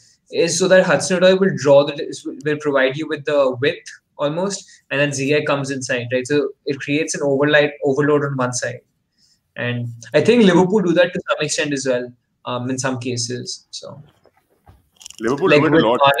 Mane, They do it like with Mane, Henderson. They put everyone yeah, in. yeah. Dude, Rudiger just took. Dude, Rudiger just took Portland's over, man. I hope Wolves score, man. Go on. Enough of these fucking blue plastic fans in the Premier League. Come on. Oh, whoa. Dark blue. Dark blue, bro. I'm sorry. Don't worry about Sky Blue. Is still live and all mellow.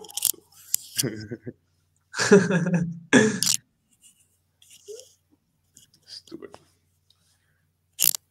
What is wrong with Wolves, man? Why can't they get out of the press? It's so weird, man.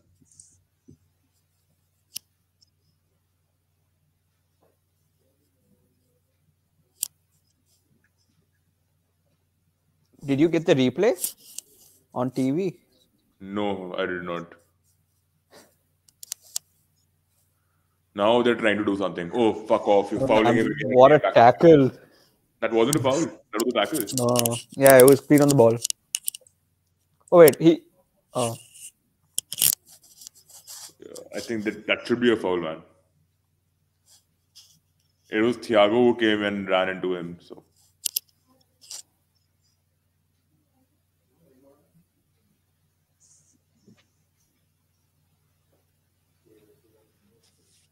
no, it was Podence. Podence went into him. yeah, it was on the ball. Over That was on the ball. over tackle. Yeah. Don't tell me. Oh look, did it swell up? My FPS is going down. I have Podence in my fucking FPL, man. He's injured.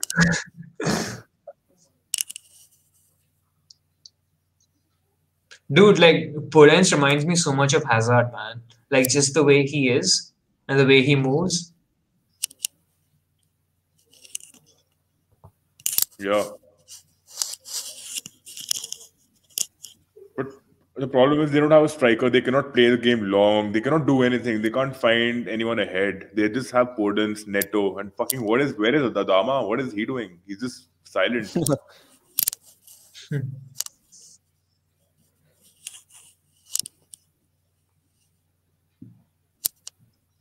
I don't know. I think fucking even Southampton. Imagine a team like Southampton is stepping up so well. They're pressing so well in this league this season. Imagine even Aston Villa is showing up. I don't know where is Nuno gonna end up this season, man. I think he's gonna get sacked if they go below the 10th position. And imagine Nuno's been in Wolves since 2016. He built the entire foundation. He laid it. He built the team. He got everyone together, all the Portuguese players. I think Ishan ki light chali gayi. His Wi-Fi is gone, maybe. Not sure.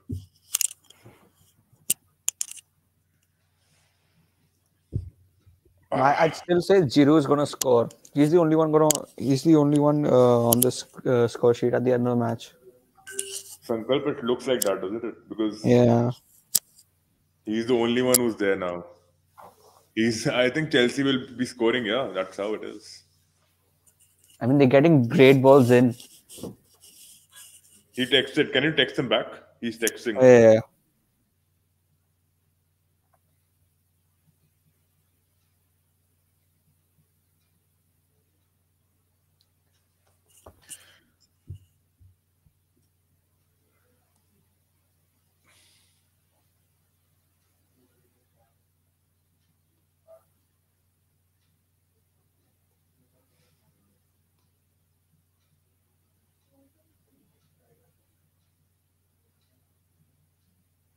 Oh, another corner.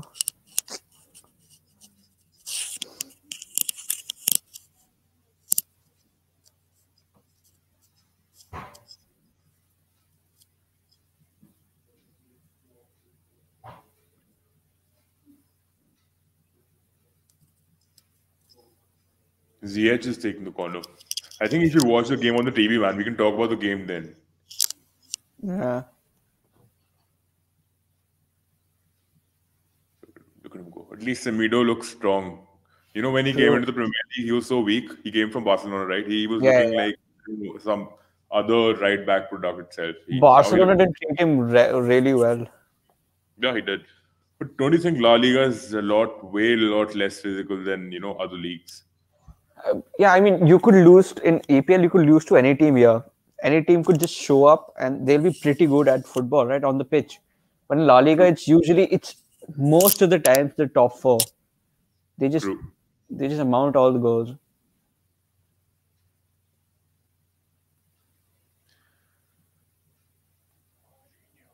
Ooh, see, I was talking about Jorginho, right? I think he's been silent. Yeah. He gave a missed pass. Fucking dickhead.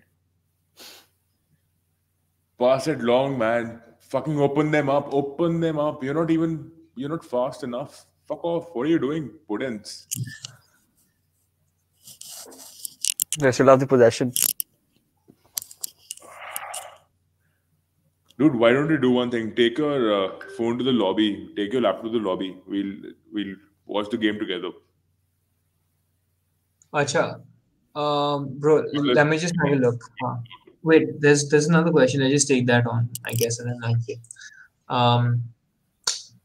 One player you would want to sign from the top 6 for your club. Ooh. I don't want a signing from the top 6, to be honest. Okay, defender-wise, okay, we can, but I want a creative person. I'd go for Saint Maximin from Newcastle. Oh. I want Why? him. Dude, he's a baller. He knows how to dribble it out. He's just working under Steve Bruce right now. He's being forced to play for the team. So I think once he's out, because he's doing pretty well for the French team. So yeah. What do you think, Sankar? Man, I'd say probably Aguero would last like 1 or 2 more years. We need a striker very soon. Probably from the top 6, a good striker. I don't know, man. I've had my eyes on Haaland for a while. Probably like most of the City fans. I really want him.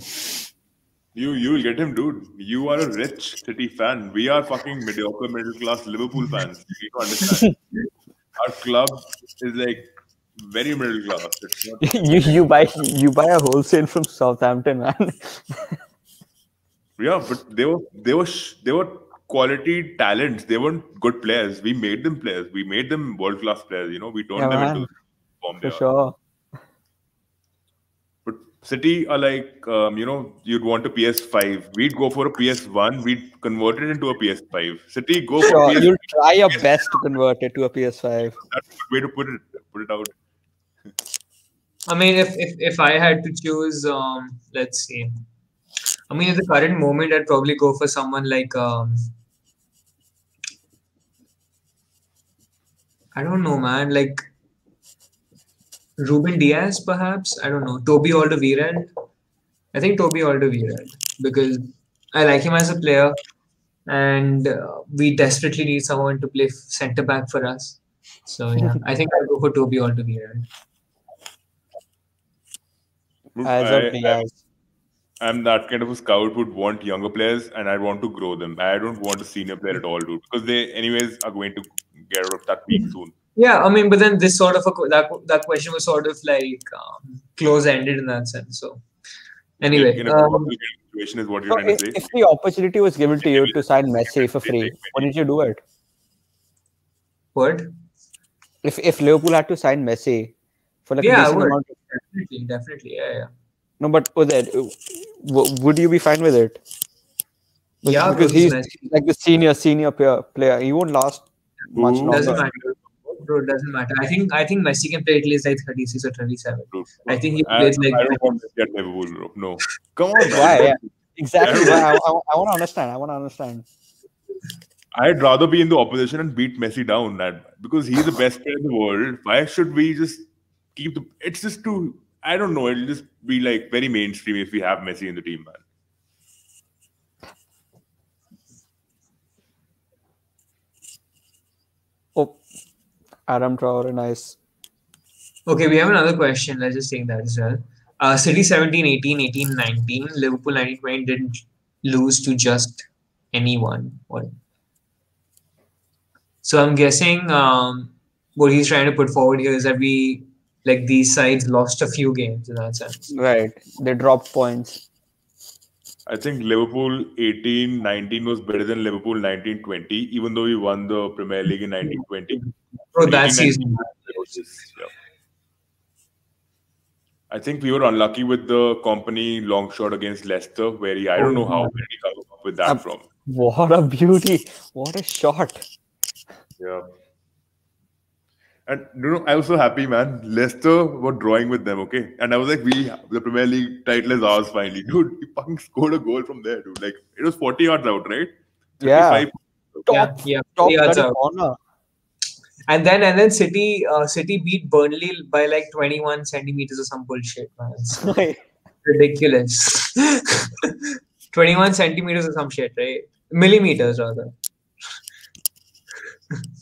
Look at that press. Bro, Let me just thing go with and Burnley check. that time was Burnley weren't playing the main team. Benme and Tarkowski were always injured.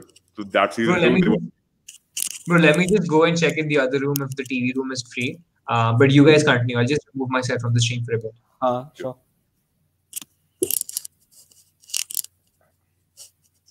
So Wolves are getting ahead right now. They're trying to, but Yeah. they're not successful, right? It's probably because there's no one in the box right now. Yep.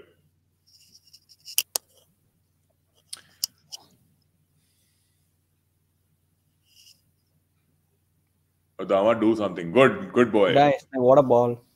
Yeah. Come on, Semedo, run. Oh, okay. He got a corner off. Corner off is pretty good. Okay, so there's a Chelsea fan who actually demeans Chilwell to the nth extent. And I think Chilwell is quality, but I don't know why is he against Chilwell. He thinks Marcus Alonso will do a better job than Chilwell will.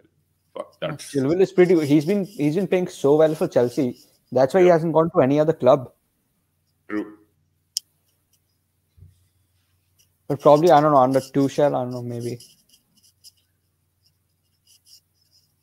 Wolves need to score right now, and they might. Oh.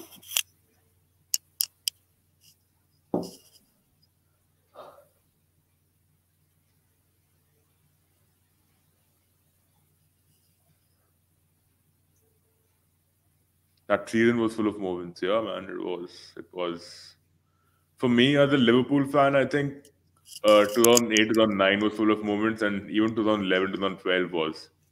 And I don't want to talk about 2013, 2014 because of the Gerrard slip. Yeah. But it was pretty embarrassing for me because for the next couple of seasons, I got to take the disc because of Gerrard. So I mean, you guys still get grilled for that a lot. Oh, fuck. I was grilled like anything by my friends. So.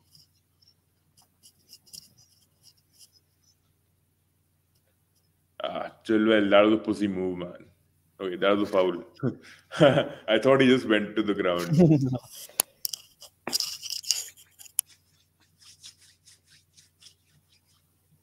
What do you do, bro? You're starting in college?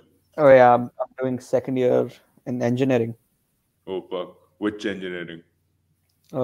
Computer science. Nice, man. Nice. What about you? I'm working as a marketing manager in a real estate firm. So. Oh, nice, man. You're getting paid. Yeah. I've been struggling and getting paid for good 9 years now, man. So. Nice. Yeah. I during my college days, I was in Bangalore. I enjoyed my life, man. I didn't study at all. I was never the studious kinds. I cannot study at all. So I enjoyed my life to the fullest. When did you start watching football? Dude, I started watching football when Rafa Benitez came in for Liverpool. Okay. So before that too, I used to watch on and off. But when I saw Liverpool wearing that Carlsberg jersey in 2004 is when I actually started watching. Steven Gerrard. Steven Gerrard, other players were there too. Hyypiä was there. You can talk about Carragher was there. We had Dudek. We used to play for the team that time. So that is when I actually started watching football.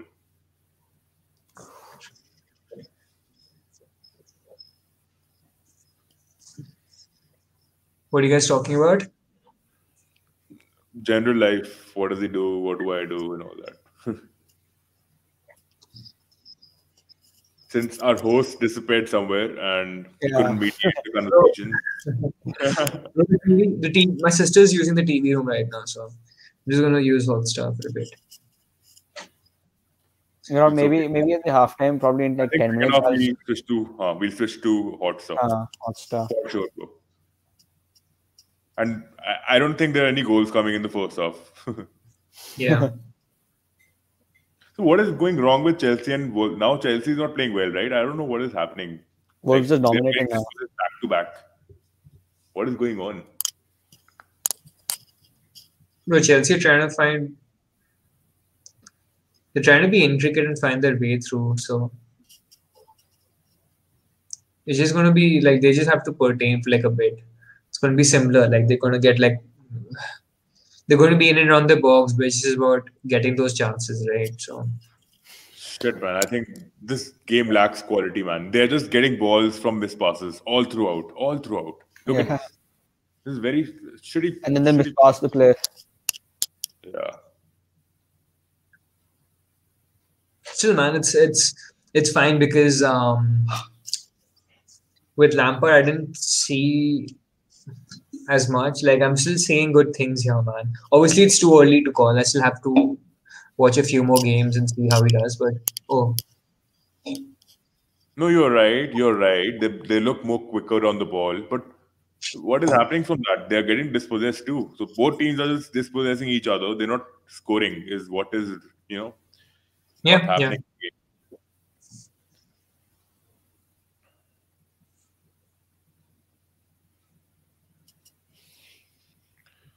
I don't know, man.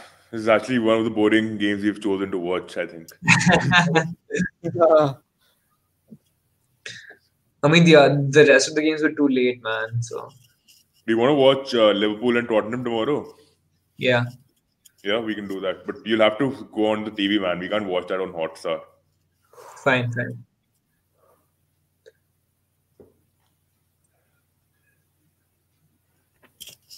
Because I know my United fan friends will be texting me 2 minutes before I actually them scoring a goal, Tottenham scoring a goal against us. You know, the thing with United is they watch our games. The thing with us is we watch their games. Even though I don't, to be honest, I just to please them, I do. Yeah, I watch a game. Okay, fine. I don't think I'll be staying up at 1:45 for the Sheffield game. Oh, Rudiger. See, I'm behind you guys. So What a ball! Did you see that ball? Nothing's really happening. Oh wait, never mind. What a ball, man! Oh! Ishan, wait for 30 seconds. You'll actually enjoy it.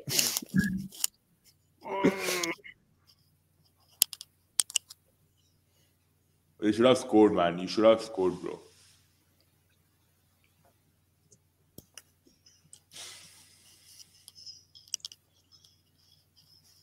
We should do this show like AFTV does, you know? We should just exaggerate about things. We should fucking beat someone like Ty is around us, and, we should just drag a picture of him. Pick a puppet out. We should do something. But I think the AFTV way of, we are blood, and then they're like Wenger out. They were the ones who fucking oosted that, Yeah. right? Who initiated the Wenger out thing. Fuck, what? And then the Arsenal fan TV thing went out. They were like, you need to reduce that to AFTV because you were like totally going against the club policies and all that. Oh, what? They had to change their name. Yeah, they changed it to AFTV from Arsenal fan TV. Yeah, it was Arsenal fan TV, right? Yeah. So now it it's changed to AFTV. AFTV. Oh, I didn't know about bro. I didn't know that because no, I know they call themselves AFTV now, but I just thought that was because it's just a shorter form or something. Yeah, even I did, but no. So they had to change it. They had Like to the remove club. people as well. They removed. So the it was a legal case or something that happened against him. So they had to remove a couple of panelists from the squad. But who did it? Like Arsenal filed a case or what? Yeah, Arsenal did because they spoke shit about Arsenal players and they have such a huge following. So Arsenal fans are still influenced by that TV channel, right? Like that show. Yeah, for sure. So, but yeah, they are deluded, man. I think everyone talks about shit about them, except I think the host of the show. He's pretty nice and he's a very nice, good person to talk to. One of my friends from Delhi, he's in Arsenal Delhi, like the group. The head of the group spoke to him for 2 hours on Skype. So he had the opportunity. Yeah, so I'll send the video to you. So even do you know this guy Ranabir? He came on my show. He spoke to James Pierce, man. Like James Pierce accepted this. Yeah, fuck. He went live with him, and he's just 13, which is why I think he wanted to talk to him. So it was pretty amazing, though. I watched the video. It's pretty cool, man. Yeah. No, I was planning to get someone on as well. Someone I've had on my podcast. This guy called Shubhashish. So he's a radio talk show host in Nepal, but he's got all these people on, like so James Pierce, but like really big players on as well, international players also. So yeah, but I feel for him it's also because he works for like one of Nepal's radio channels, so that's also a hook in getting these names on. It's much easier when you're sending them emails or invites rather to say that you work for one of Nepal's channels, so they know that when they're speaking, people in Nepal can hear, even if that's not the case. But Yeah. That's Well, cool, man. I think people all over the world, even Nepalese for that matter, like I've seen a couple of fans from Nepal itself. They go crazy about football, man. Fuck, I've yeah, seen. man. We've had friends in school from Nepal. They're crazy about football. Yeah, they are. Even Bhutani, people from Bhutan. So we had this princess of Bhutan. I don't know why. She must be a princess or something in school. Okay, so she's like, I'm a princess of Bhutan. I was like, you in no way resemble close to any princess or something of that sort. She's like, okay, but I am. And she turned out to be one. Lived in a palace or something of that sort. But they live a pretty normal life. They're not like royal and all that, you know. it's pretty cool, man. I think it happens in boarding schools. You get to meet different sorts of people. So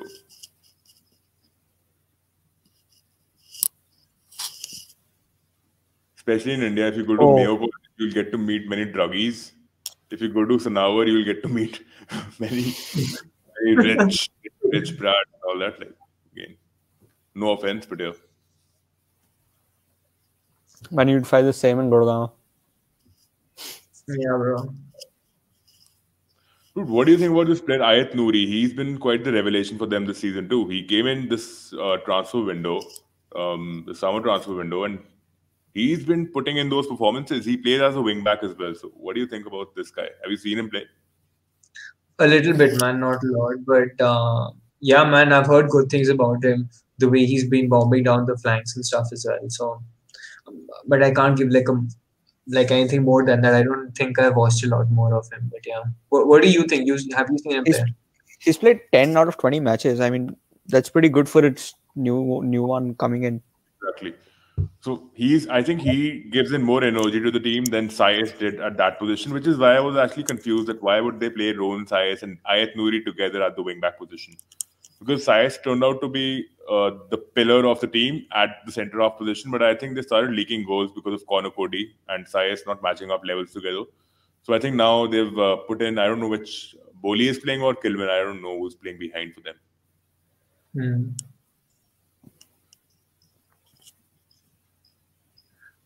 But Havertz is making a couple of runs too. I think Chelsea is working out well, but no end product again. I mean, yeah, they're keeping the possession, but there's no end product. Yeah.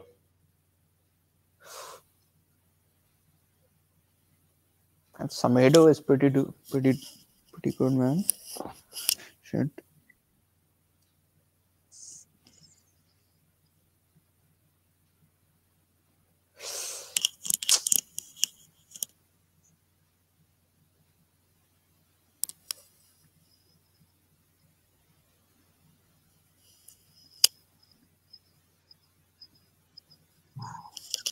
Di Maria is linked with Spurs again. Where is he? Yeah. Di Maria has been traveling the world. He's enjoying his football, I think. Apart from Manchester United, where he fucked it up entirely. I think it was because of United itself, but he's had a good time with Real. He's had a good time with PSG, with so many clubs. He's linked with Tottenham, and the last time he was linked with Tottenham was in 2014.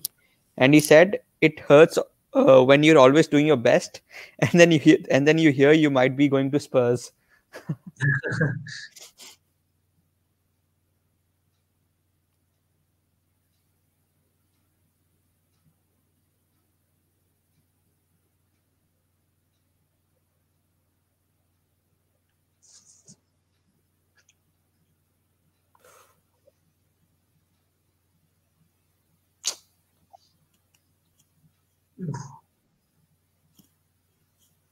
Dude, I don't know. I'm probably 30 seconds behind, but it says that Chelsea have had 94% of the ball. Yeah. In the last 5 And minutes. they're doing nothing. They're doing. We started off saying Tuchel, wow, fuck you, motherfucker. You're playing shit football. This is not football. I don't like this football, to be honest. They're moving the ball. What is happening with the ball? Nothing, dude. Nothing. Yeah. Liverpool, it looks lethal sometimes. They are making those incisive runs. Chelsea is what? Oh. See, dead ball, dude. It's open. It's dead. Giroud. You need Timo Werner. Sorry, you need Timo Werner at number 9. For Giroud, you need crosses. You can't play grounded football with Giroud around. You need crosses for him.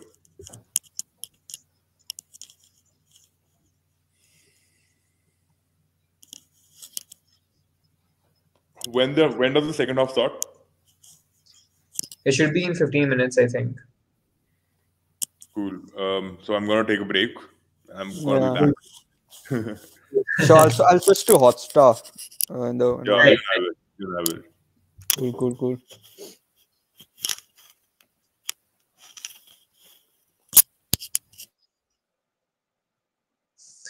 So let me just and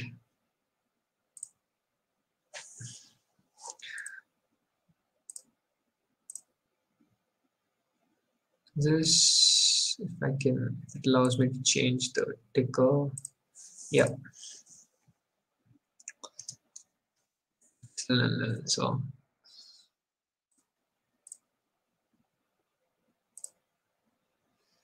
let's see if any comments are coming in.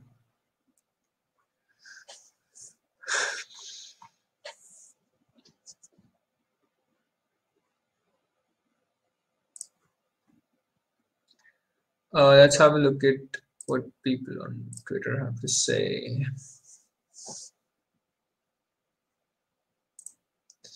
Okay. Odoi does not come in when Chelsea attack. I think Chilwell and Odoi are not understanding Tuchel. I think it's too early to. I don't.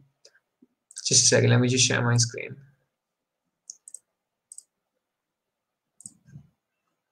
So.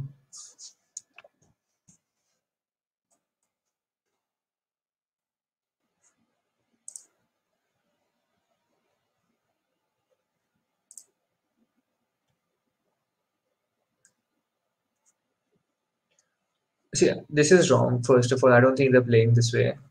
But even when you talk, so I think when you talk about Hudson-Odoi on the left, I'm not even sure what sort of a role he's being asked of to be played here.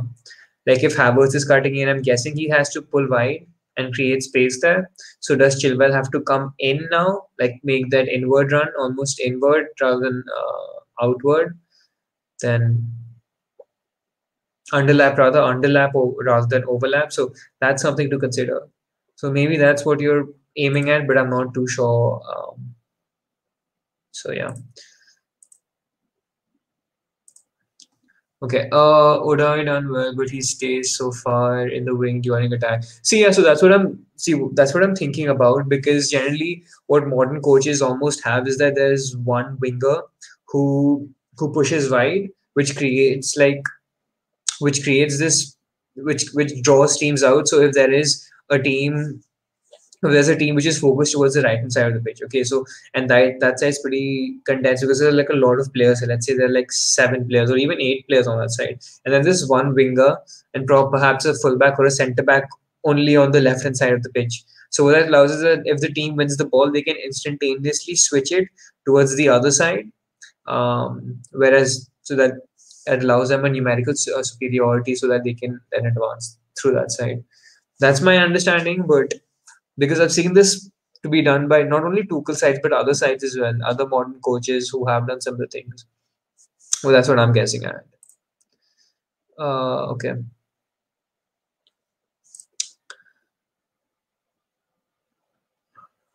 Okay, this is interesting. Let me just share.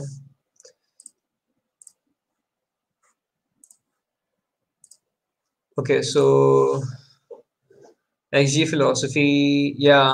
I mean, it's been a pretty drab game, hasn't it? Been like 0.25 and 0.17. That's basically nothing.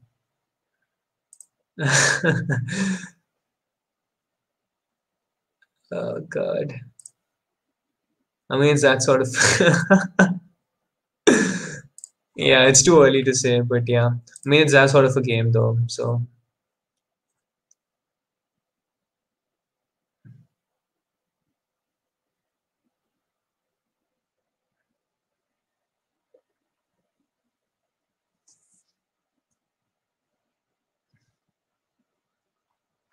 I'm just curious what Tuchel's going to do in the second half, though. If he's going to do anything for that matter. Oh, I'm not even sure how we can.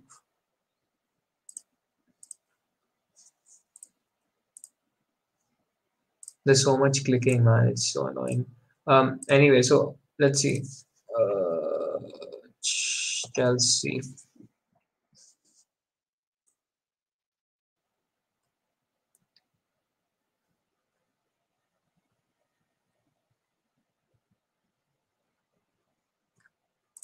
So he has like Kepa, James, Zuma, Emerson, Alonso, Mount, Pulisic, Abraham, and Warner on the bench. So perhaps, perhaps Pulisic, if he wants to add if he wants to add dynamism, because if someone's there are people who are talking about if Hudson Roy isn't doing enough, that's probably a move that they can go in for. Um, I don't know, man. I've quite liked the performance of Havertz, the little bit of seen of him, and Kovacic especially. So I'd like to keep those players on. Perhaps let's see what Tuchel does. But yeah,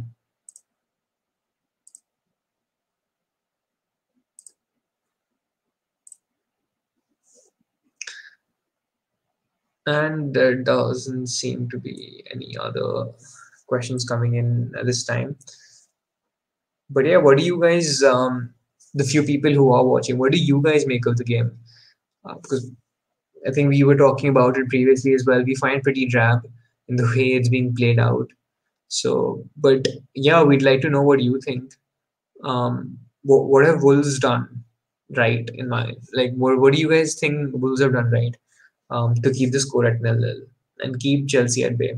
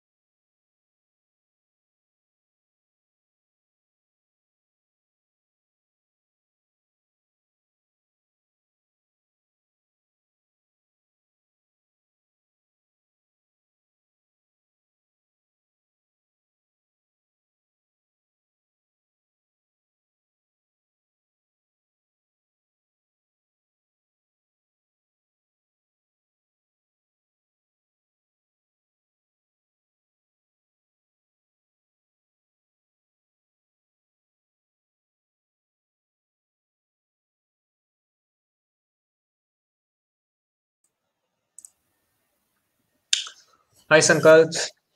What do you make of the game till now? You've talked about it being a little stale. Now, I have to say, the fact that they still have most of the possession and yet aren't, capitalizing on the runs they make. I mean, the balls are going in the box for Chelsea, but Giroud is not there to meet him. But Yeah, and further on, as the first half ended, they were giving Wolves the chances. Maybe Wolves can capitalize on them and might even win the game in the end.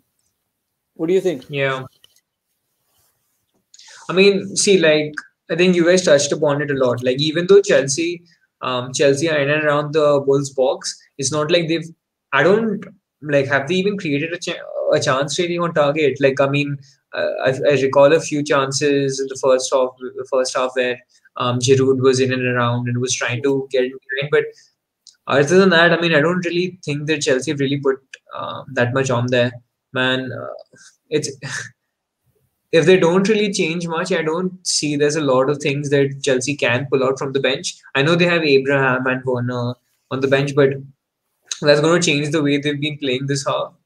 So I don't know, man. I think it's going to be a What do draw you think only. Tuchel will be saying to his players right now?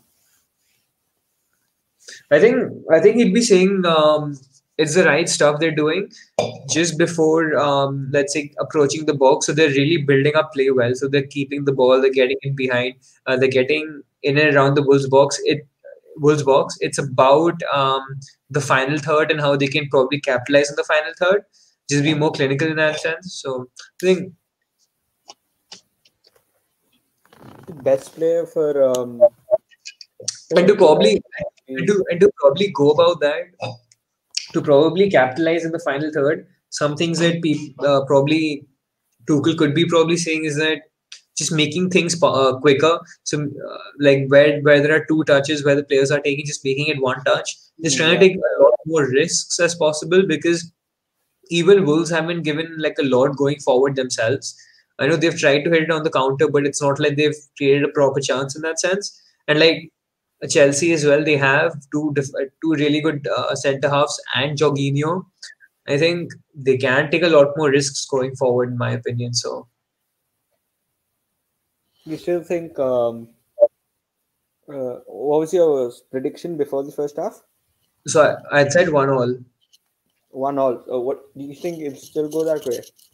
No, so like perhaps I still think it's going to be a draw. I'm not sure if it's going to be a 0-0 or if it's going to be a score draw. But yeah, I feel Timo Werner is gonna come on and he's gonna score. I just have a feeling, a hunch. see that'd be good because that's what I've put up for my thumbnail as well for the video. So if people are actually clicking on it, they'll be, oh, Ishan's so smart. He knows about this stuff. I knew it.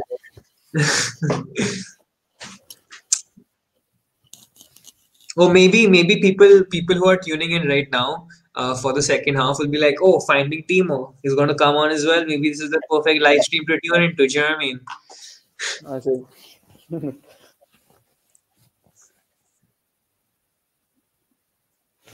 79% of the possession. Oh, yeah, but they failed to do anything with it really.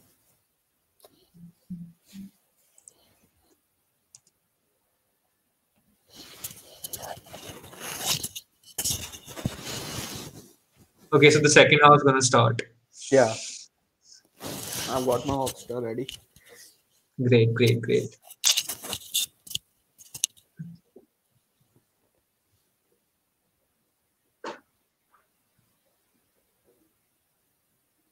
Who do you think he'll bring on? Tuchel.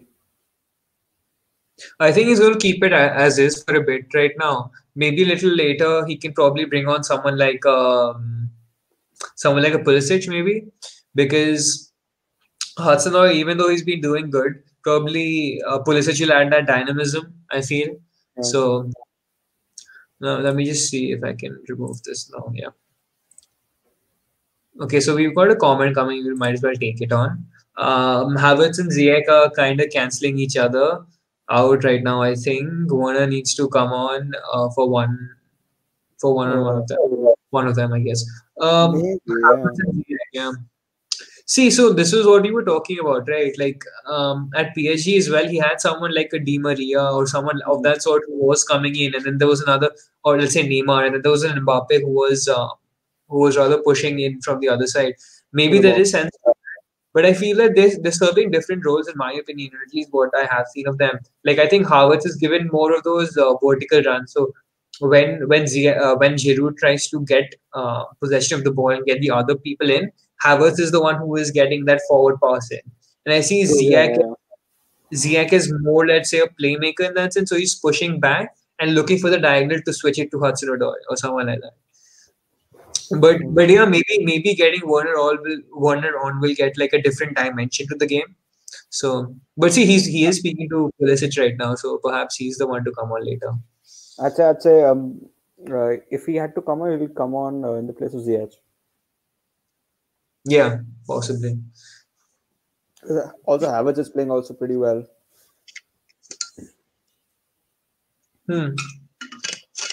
I've really been impressed with Kovacic though, bro. He's been. Oh yeah, Kovacic is like pretty important midfielder for them.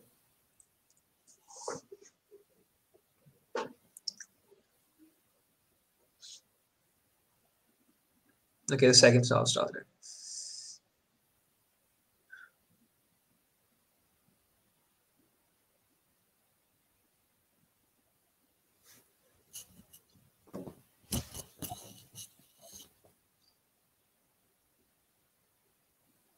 Oh.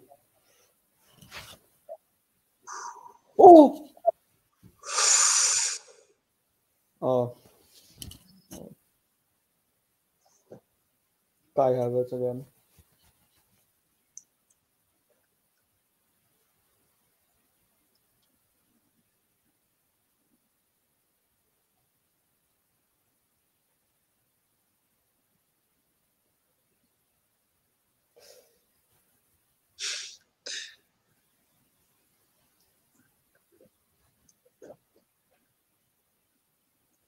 Dude, I think with Tuchel as well, maybe someone like a Mendy gets a lot more, let's say, he gets a lot more opportunity to probably use his feet. What I mean by that is like looking for passes, like something that Alisson does for Liverpool or something that Ederson does. So building attacks from the back as well. Yeah, I think he was doing that at Lampard as well, with Lampard rather as well. I think that maybe in a Tuchel system, he'd be able to perform it much better, perhaps. So.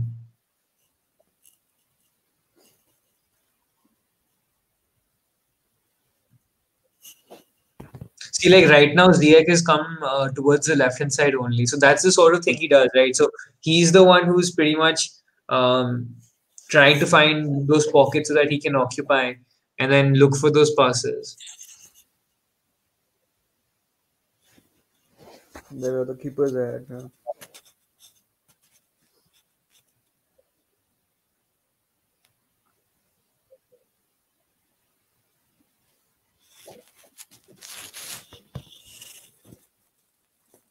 Oof.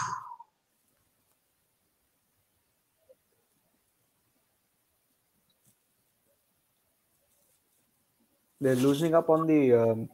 But seriously, man, like Wolves really look like really lopsided without like someone like a Raul Jimenez or someone of that sort in a line for them. Because if he's there, I know they've brought in William Jose, and we were speaking about him previously as well. Yeah.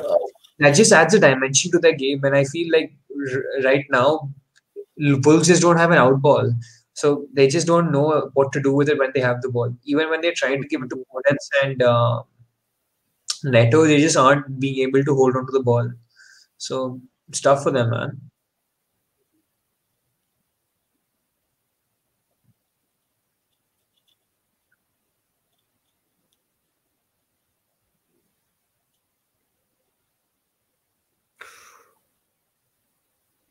Oh.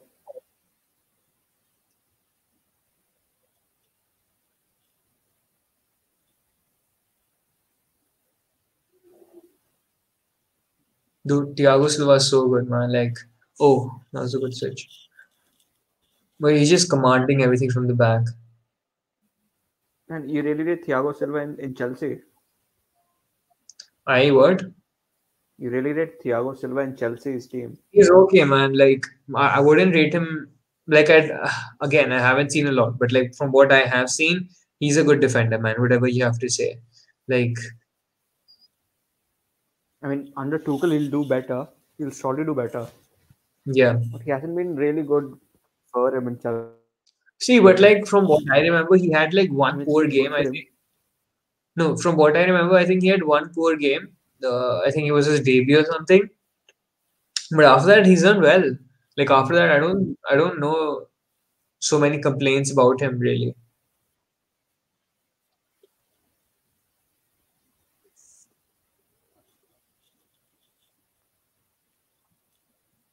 Oh God,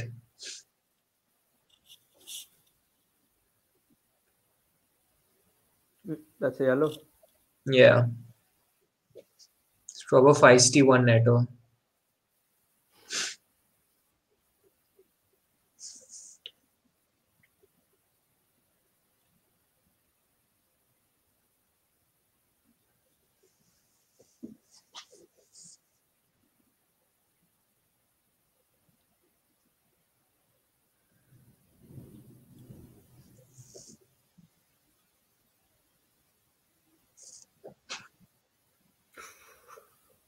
Oh, Oh God.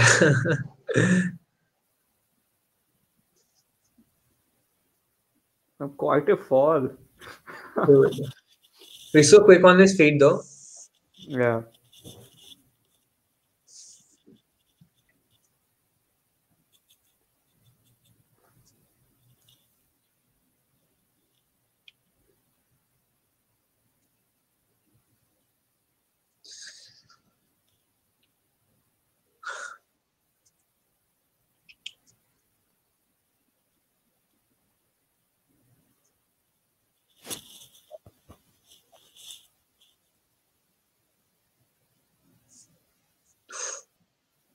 Oh.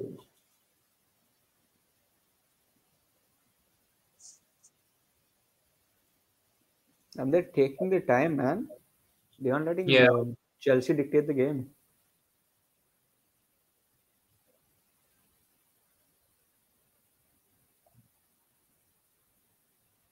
Look at it. He's walking. Bro, they don't care now. 50th I think minute, he's walking. I think they'll be more than happy with the draw. Yeah. More than happy.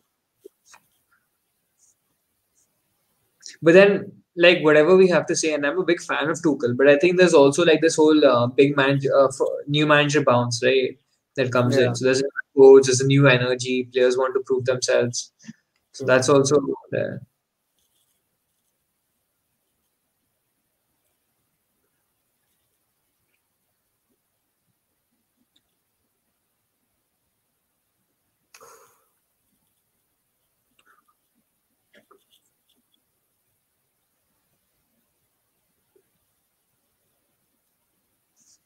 I'm guessing 68 minutes he's going to bring someone on, someone like a Pulisic for Hudson-Odoi.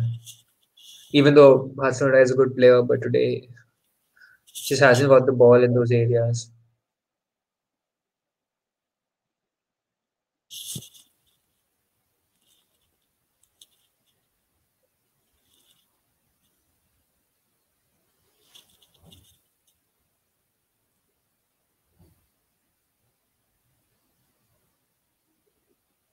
Oh, Almost.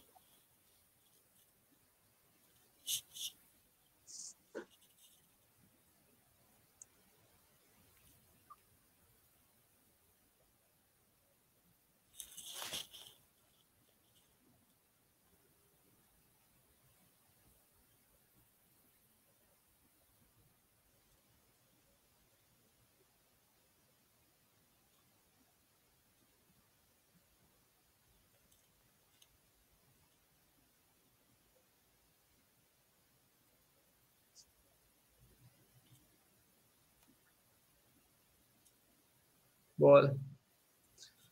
Yeah, man. Like Wolves are pretty compact down the middle. Yeah. I mean, they have to pass. They're passing it down at the back, so. Yeah, Oh, Chelsea just. Oh, that's a good pass, man.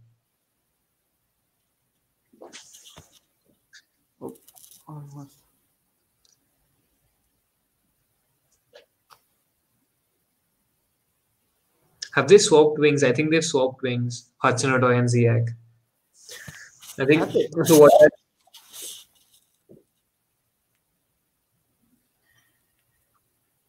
Oh yeah, they have. I think Hudson-Odoi is so. right. Yeah.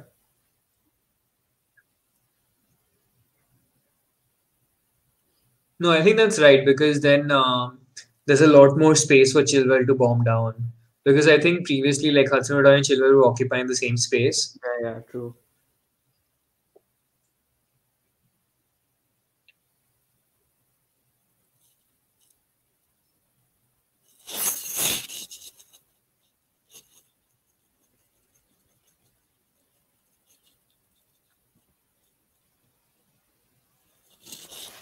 Look at that, 79% in the first half.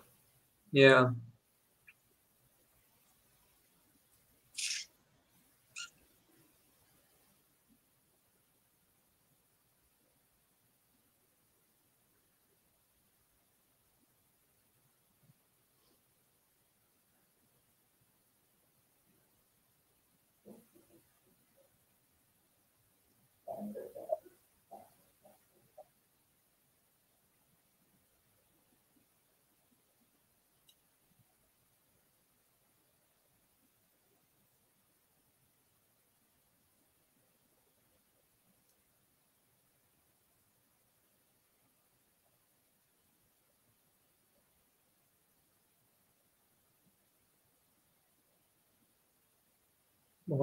Oh. Oh, handball. Oh. And yeah. We didn't give it. Damn, that's fun.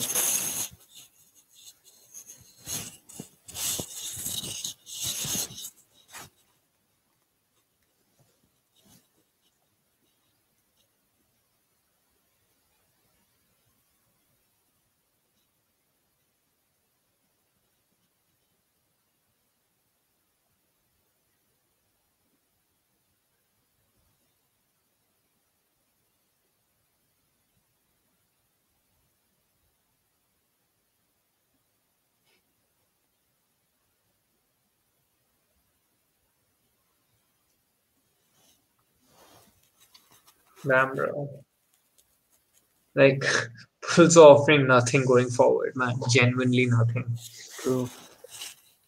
You're playing it very boring. Side to side passes, man. See, even like I think I don't even know if this is the right way to go ahead with He like, was do you know right what I in the mean? middle, right? He passed it to him. Not only that, like whenever they are getting the ball, they're trying to play it long almost, and I don't see how that would work when they are almost playing three forwards who aren't even forwards in that sense. True. So like each time they're trying to play it forward, they're just losing the ball to Jorginho or Thiago Silva who's coming up and cleaning it up. So it, well, I don't even know like how, because otherwise they'll have to play it on the ground, and I don't think they're technically so proficient to play it. Maybe they are because like Podence, Neto, and Traore are good players. It's not like And it's a free kick. Uh,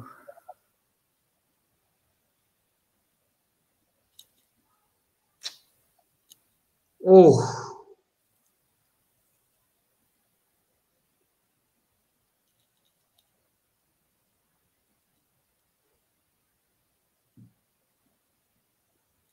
and Giroud needs to step the fuck up.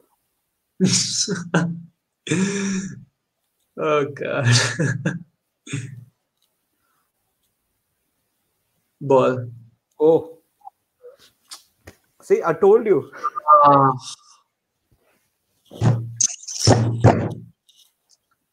Giroud, my man. Good ball though, Aspi. Yeah, great ball. I think he met the ball as well. It's difficult though, isn't it? Like it's right between two defenders.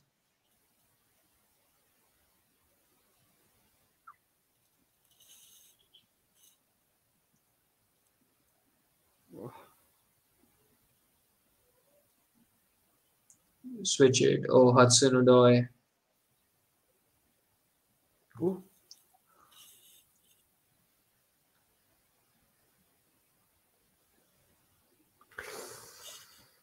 Oh, Get him off. see, it may not be the worst thing to get, but then again, for like Timo, you need space in behind, right? I'm not Yeah. seeing space in behind coming in.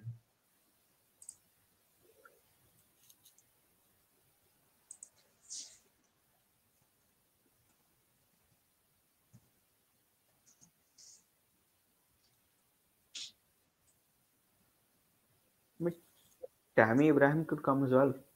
Yeah. Oh, See, like they do have options on the bench. It's not like that. yeah.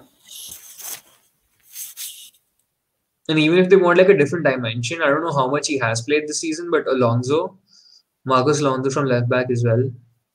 Oh,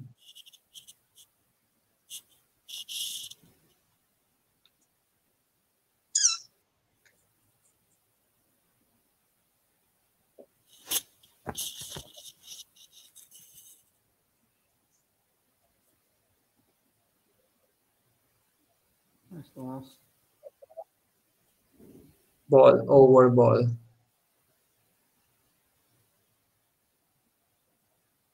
Oh, Oh, nice pass. oh. Finish. Oh God, Chilwell. Well, See those sorts of things, right? That's what I was saying with someone like an Alonso hmm. who has like a really good left foot on him.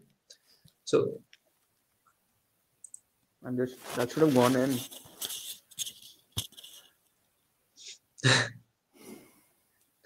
yeah.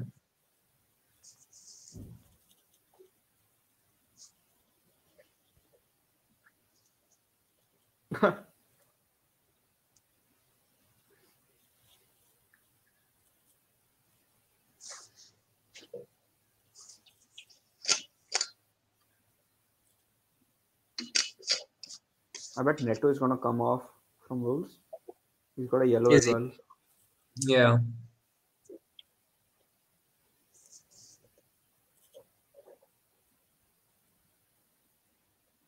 But then they'll have to bring on someone like a Fabio Silva. Then Hmm. Willian Jose hasn't played in the Premier League for them. who? Willian Jose. Oh, I don't think so. I think he came in recently only, no? Yeah, probably. I don't even know if he's on the bench. Let me have a look. Yeah, he's on the bench. Okay. Yeah, then someone like him is a good person to bring on right now. Do you know what I mean? Because, or maybe even like after 10 minutes or something. Because, like, if Wolves are still in the game nil-nil, and if you throw your dice with someone like a William Jose, you almost have a target, right? And then that just makes it so much easier. Like, look at the set piece right now. So, they have someone like a William Jose. If they bring up the centre backs, it's just more numbers to for Chelsea to contend with, right?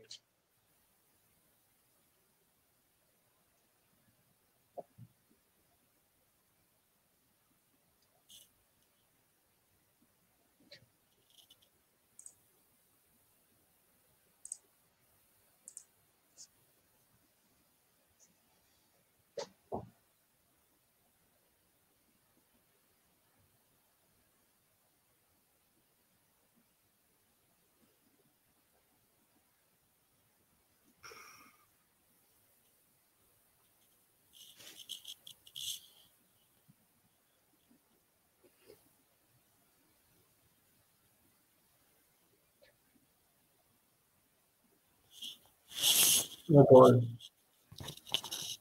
I swear, if Giroud misses this,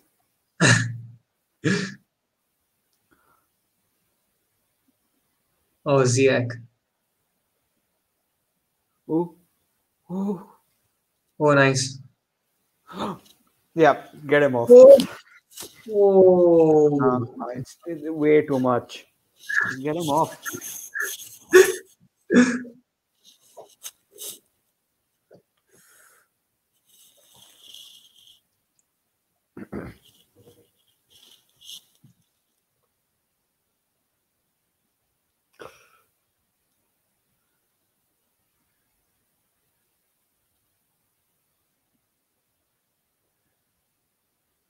Jorginho.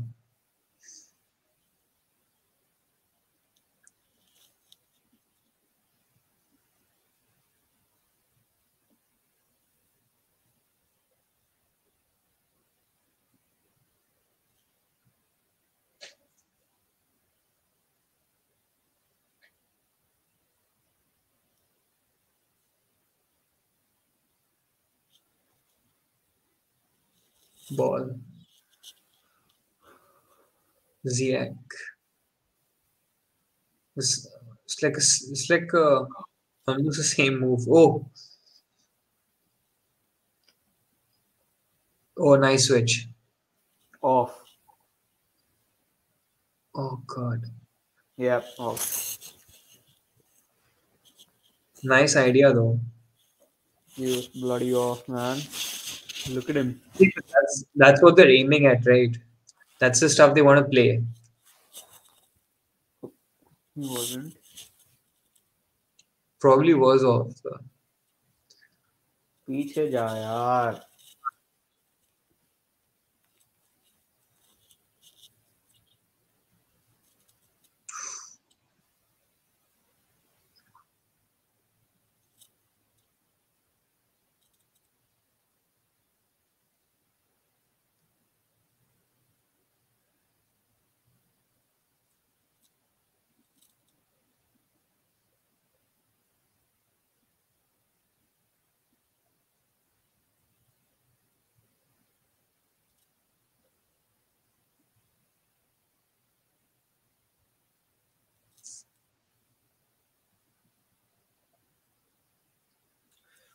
Oh, Oh God. what a Oh, run.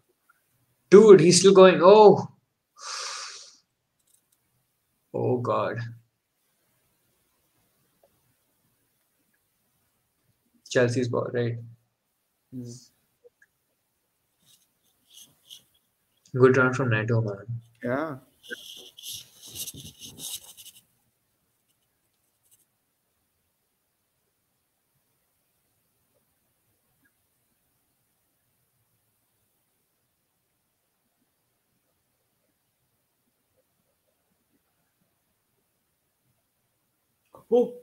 Oh, Oh, it's a good turn by no, it's Havertz. not giving it. Ah, Louis running. Oh God. great touch by Havertz. Dude, like Havertz has such quick feet for like a big man.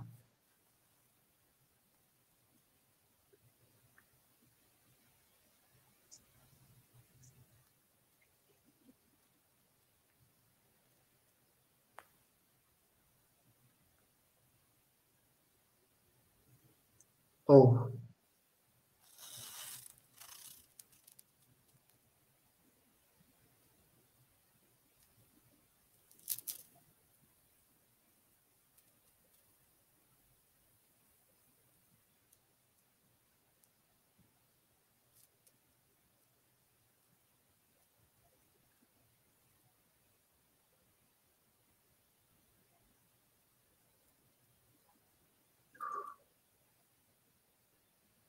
see, it's the same thing. Like Chelsea is just trying.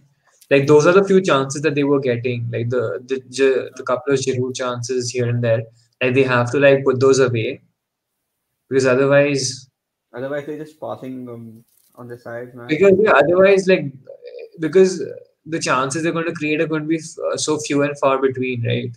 Yeah. They just have to take the ones that come their way. Tackle.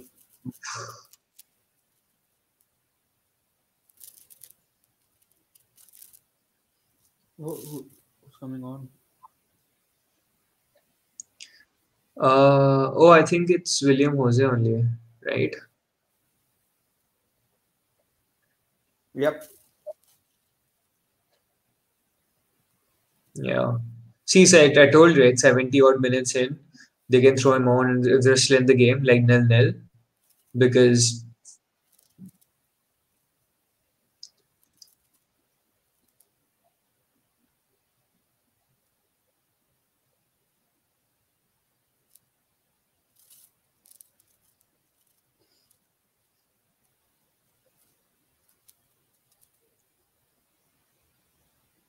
Ball.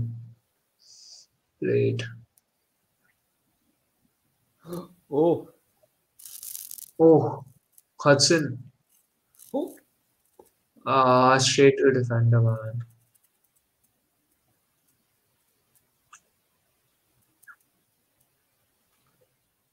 Dude, look at the. Oh, dude, look at the people in like Box. Wolves' box, man. There have like 6 people in there. Yeah.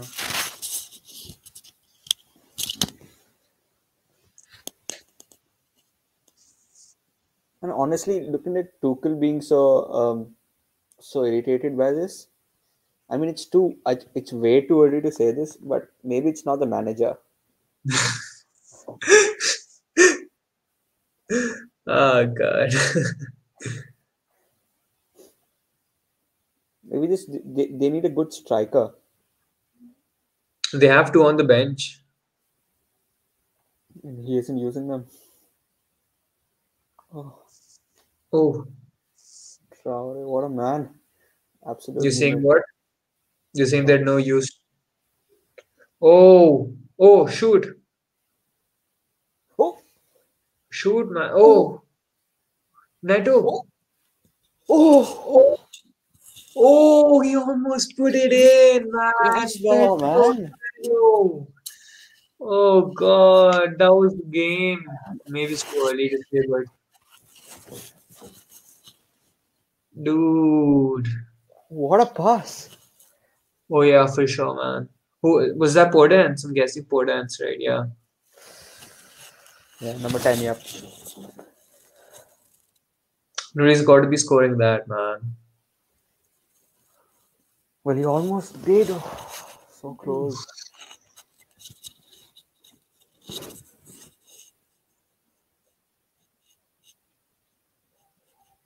What if he just had to go down? What if he just did that?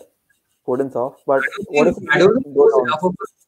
Do you think there was enough of a shrug to go down though? Do I you mean, think there there was was enough? two players behind him. I don't. I don't think, man. Like, I don't think. Like, I think it was a good opportunity only that he stayed on his feet, man. Like, he got 1-on-1 against the keeper. Yeah, So he true. took a good shot away only. Like,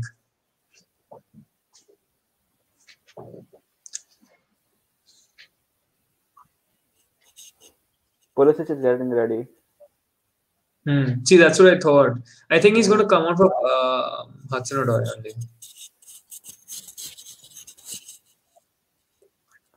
Oh, Oh,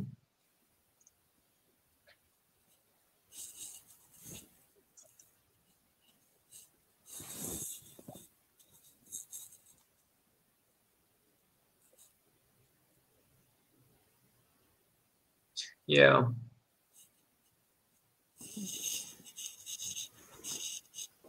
Tammy Abraham is also. Tammy Abraham as well. Yeah. Ooh, nice. Whoa. Who was that bloody Giroud again? Jorginho, Ziyech, Hudson Odoi, Oh,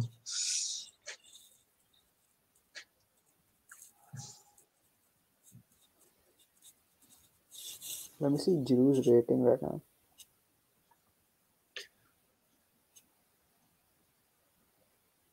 How's he doing so well? dude, I really like Hudson Odoi. Like, he's always taking players on. Like, he's always Hmm. trying to do something, trying to get the ball in, trying to put a cross in, trying to take a shot off.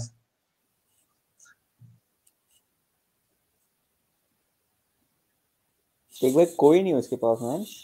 He's asking for players to come to the space.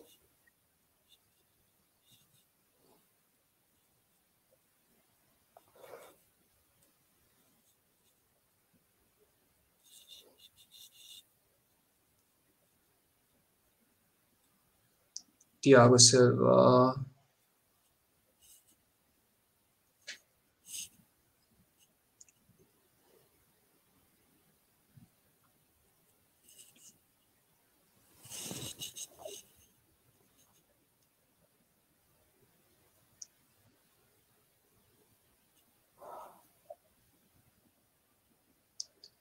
Oh, nice recycle.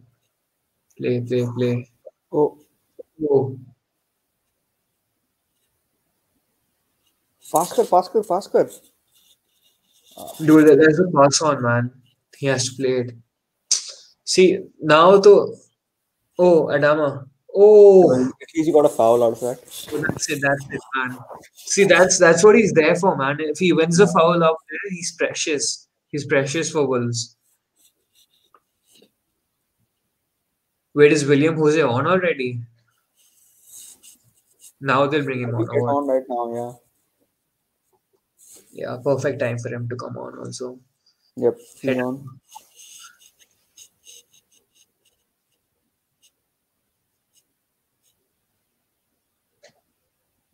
Oh, Jose is in place of Podence. Okay. So, he's not playing the striker role. I mean, No, he plays striker only. Oh, oh, shoot. Shoot, man. Finish kar.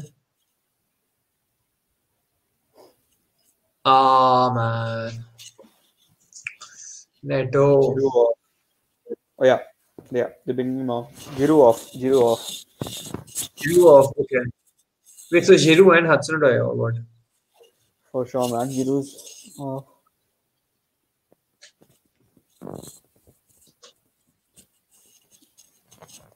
Chilwell. Oh, Look at him.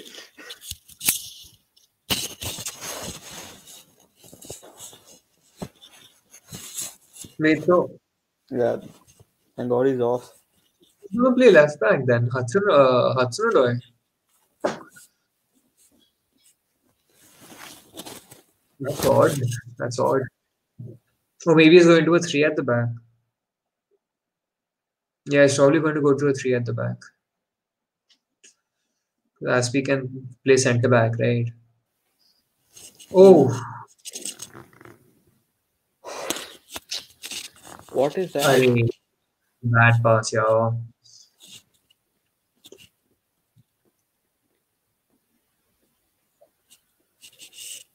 Havertz likes to play in the rain because others can't tell if he's crying or not.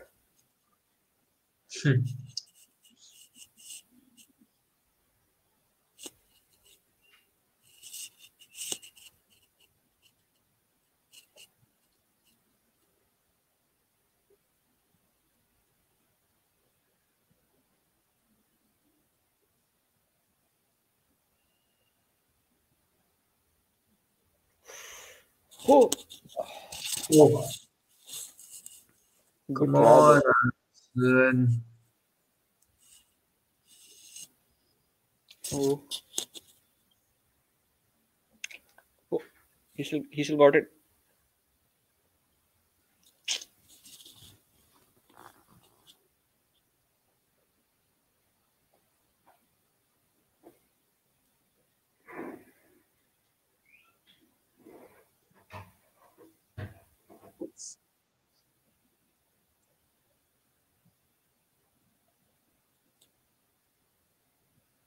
Oh, Paul.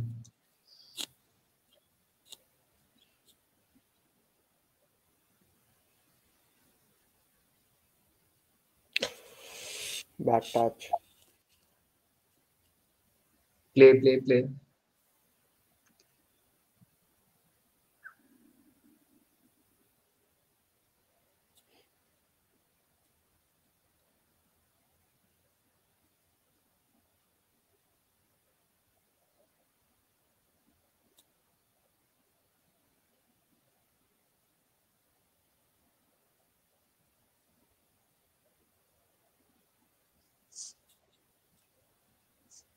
What is? Oh, Oof. good idea, Almost. though. Good idea, yeah.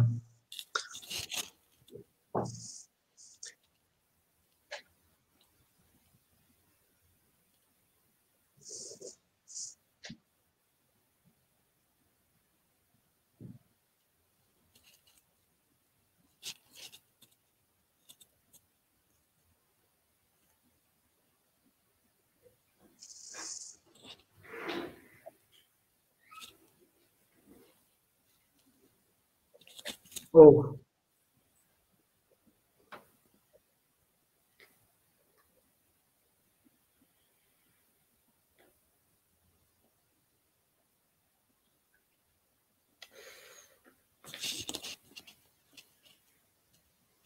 Jorginho, pass. Azpilicueta. Oh, Yeah.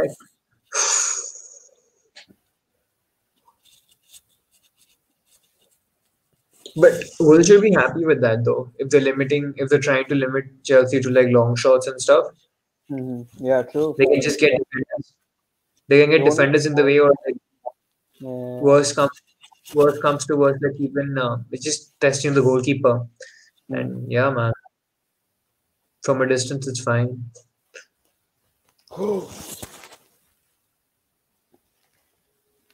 Oh,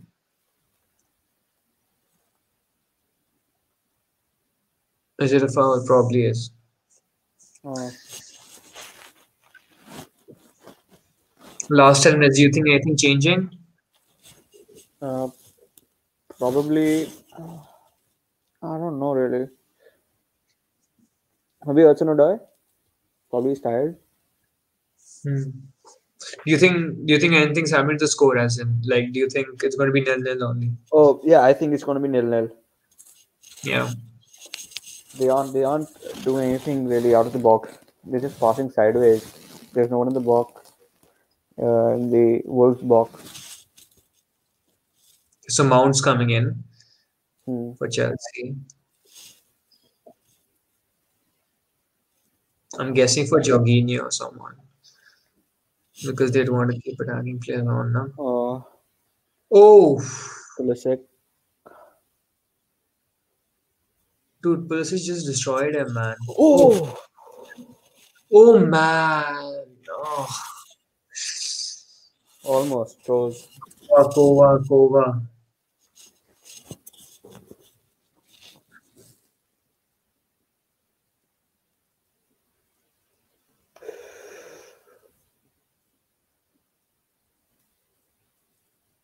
Oh, Oh almost man, man. so Really close. close. That would cap off a good performance from him as well. Yeah. So Tuchel will be really happy with him.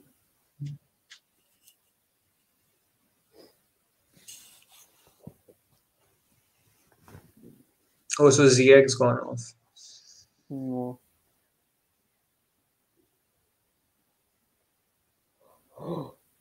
Mount. Oh, Hudson Odoi. There's no one there. Yeah.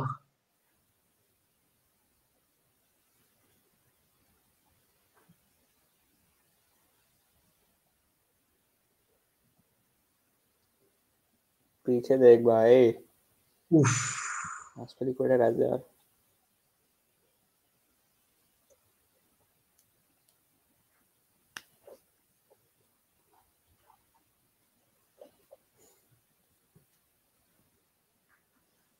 Wolves have 0 shots on target.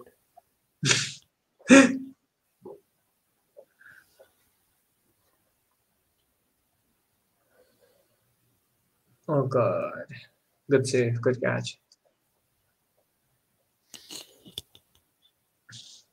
But like they haven't really tested them. Neither have Wolves, neither have Chelsea. Chelsea especially, man. Chelsea haven't had like any shots for that matter.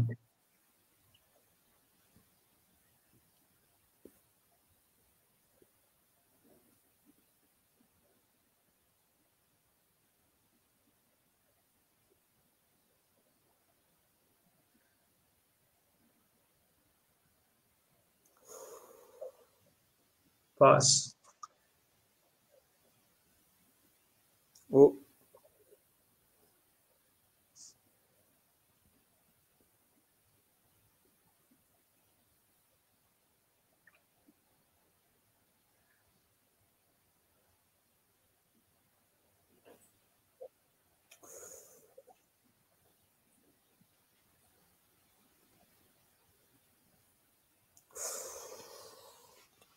Oh.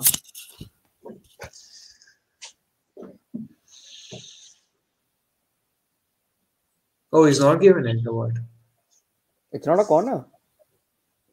No, he's not. That's what Pulisic was angry about.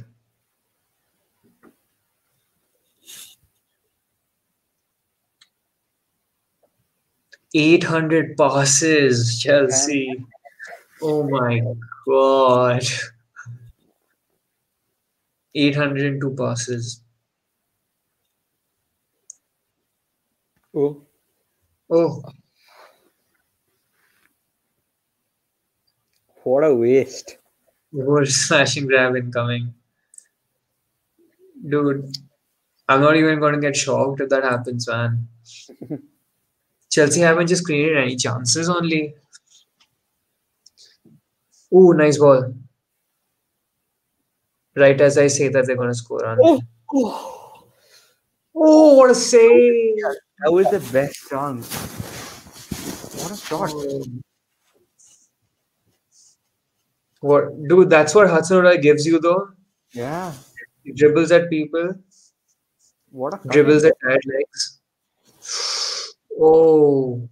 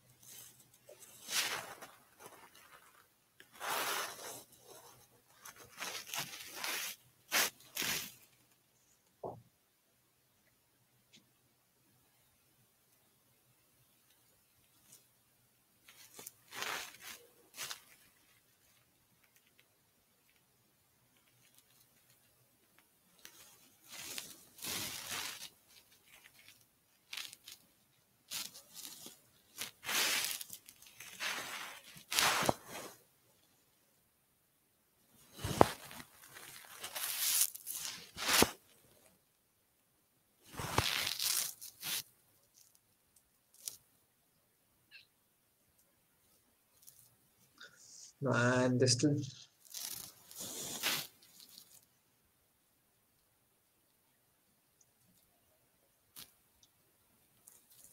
You think Tuchel will be happy with the draw No. against Wolves? Yeah. But then again, like if he looks at the performance, I don't know. Like I think he'll be happy with the way the game has gone. True. But obviously that's not something he would have wanted going into the game, if that makes sense. Oh, oh, oh. Oh man.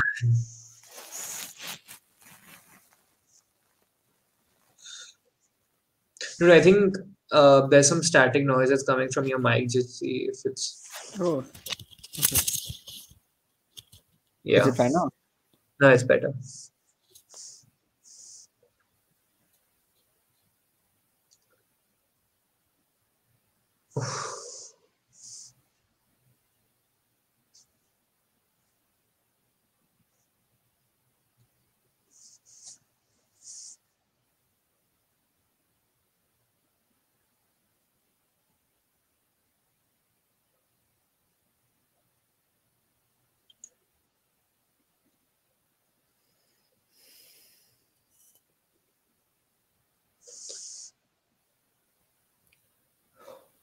Oh.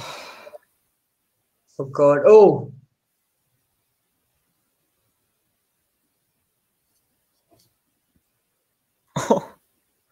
Oh God. Nama's gonna take them all on. Oh. Ball. Oh. Oh man. What a ball, though. What a ball though, yeah. Dude, through. And Wolves can't complain either, man. They played Yeah, those have, pretty well. yeah. They defended pretty well, man. And even on Yeah. the counter, they got their chances.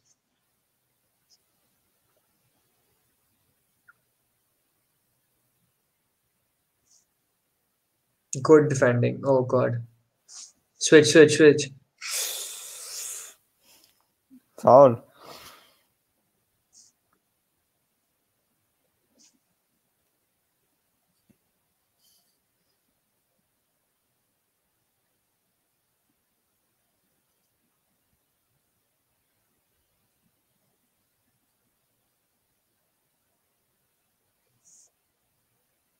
Who's Didonka? That's why it was probably someone like a forward player, maybe better touch. was off. Or Moutinho's on Moutinho.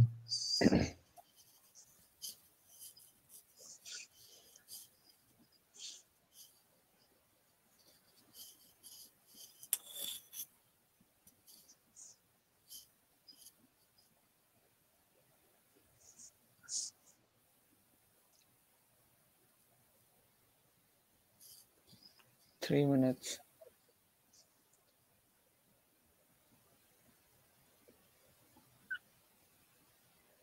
Oh,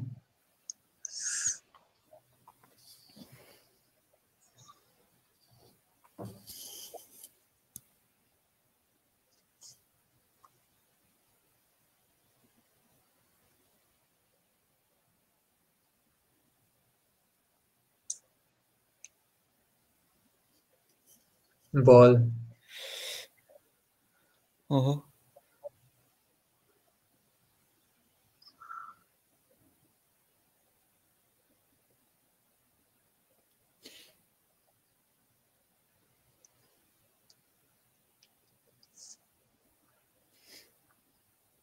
Dude, like there's just no space in the middle, man. Neither are there any runs down the middle. true. Not like anyone's.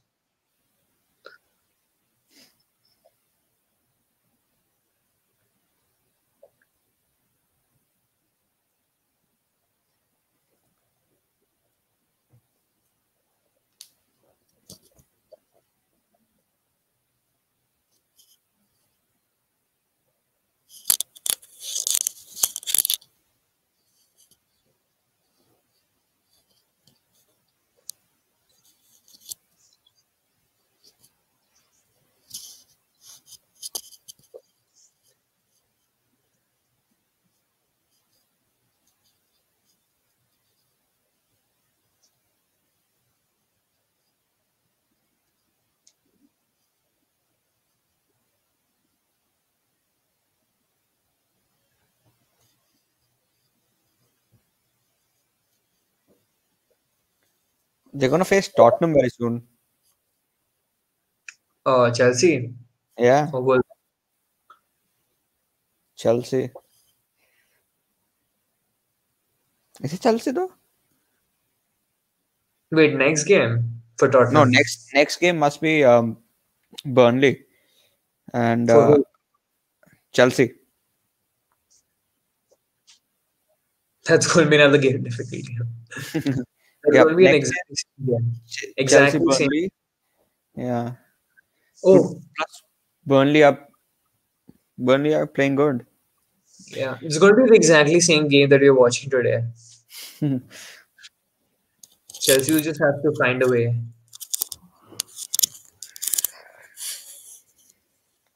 Last attack. Yeah. Oh, Oh, man. whistle's blown. It's probably the game. What a bloody boring match. I expected so much more.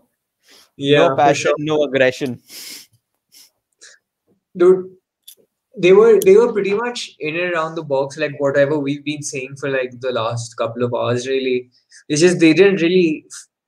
I don't know, man. Was it probably not enough time on the training pitch that they couldn't really find a way to even go ahead with it? I didn't really find a lot of ideas in the final third also. I mean, they did pretty well to get the ball in the box.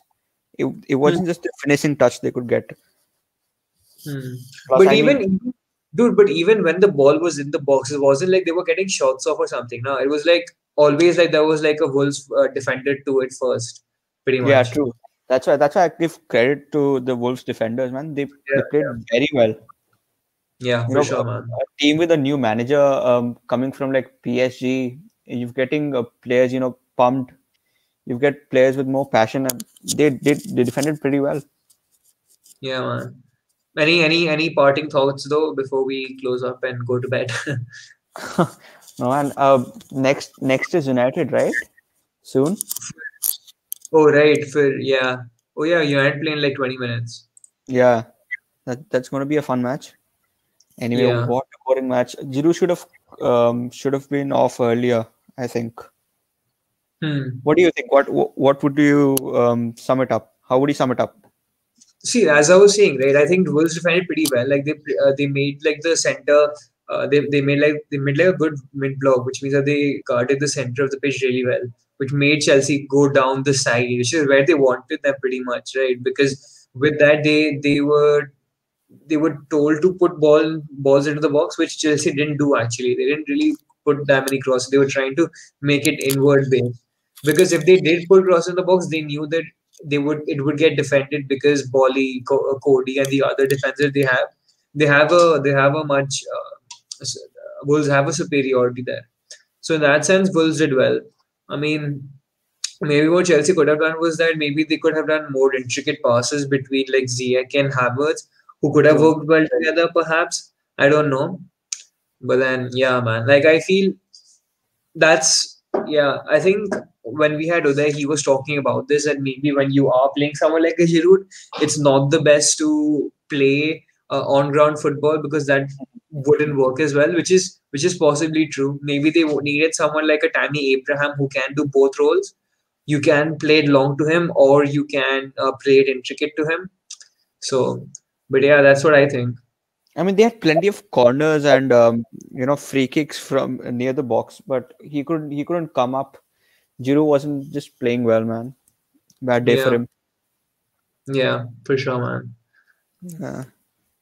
All right, man. Thanks to everyone who did tune in. I know we don't have as many. Shout out to everyone who tuned in for like 3 hours. Yeah, or was there for certain section? Yes, absolutely. But thanks a lot, Sankal, for coming in. Let's see if we do any more of these in the future. We'll definitely let you know, and would definitely let you guys know as well. Thanks once again, and see you sometime again. Bye. Bye.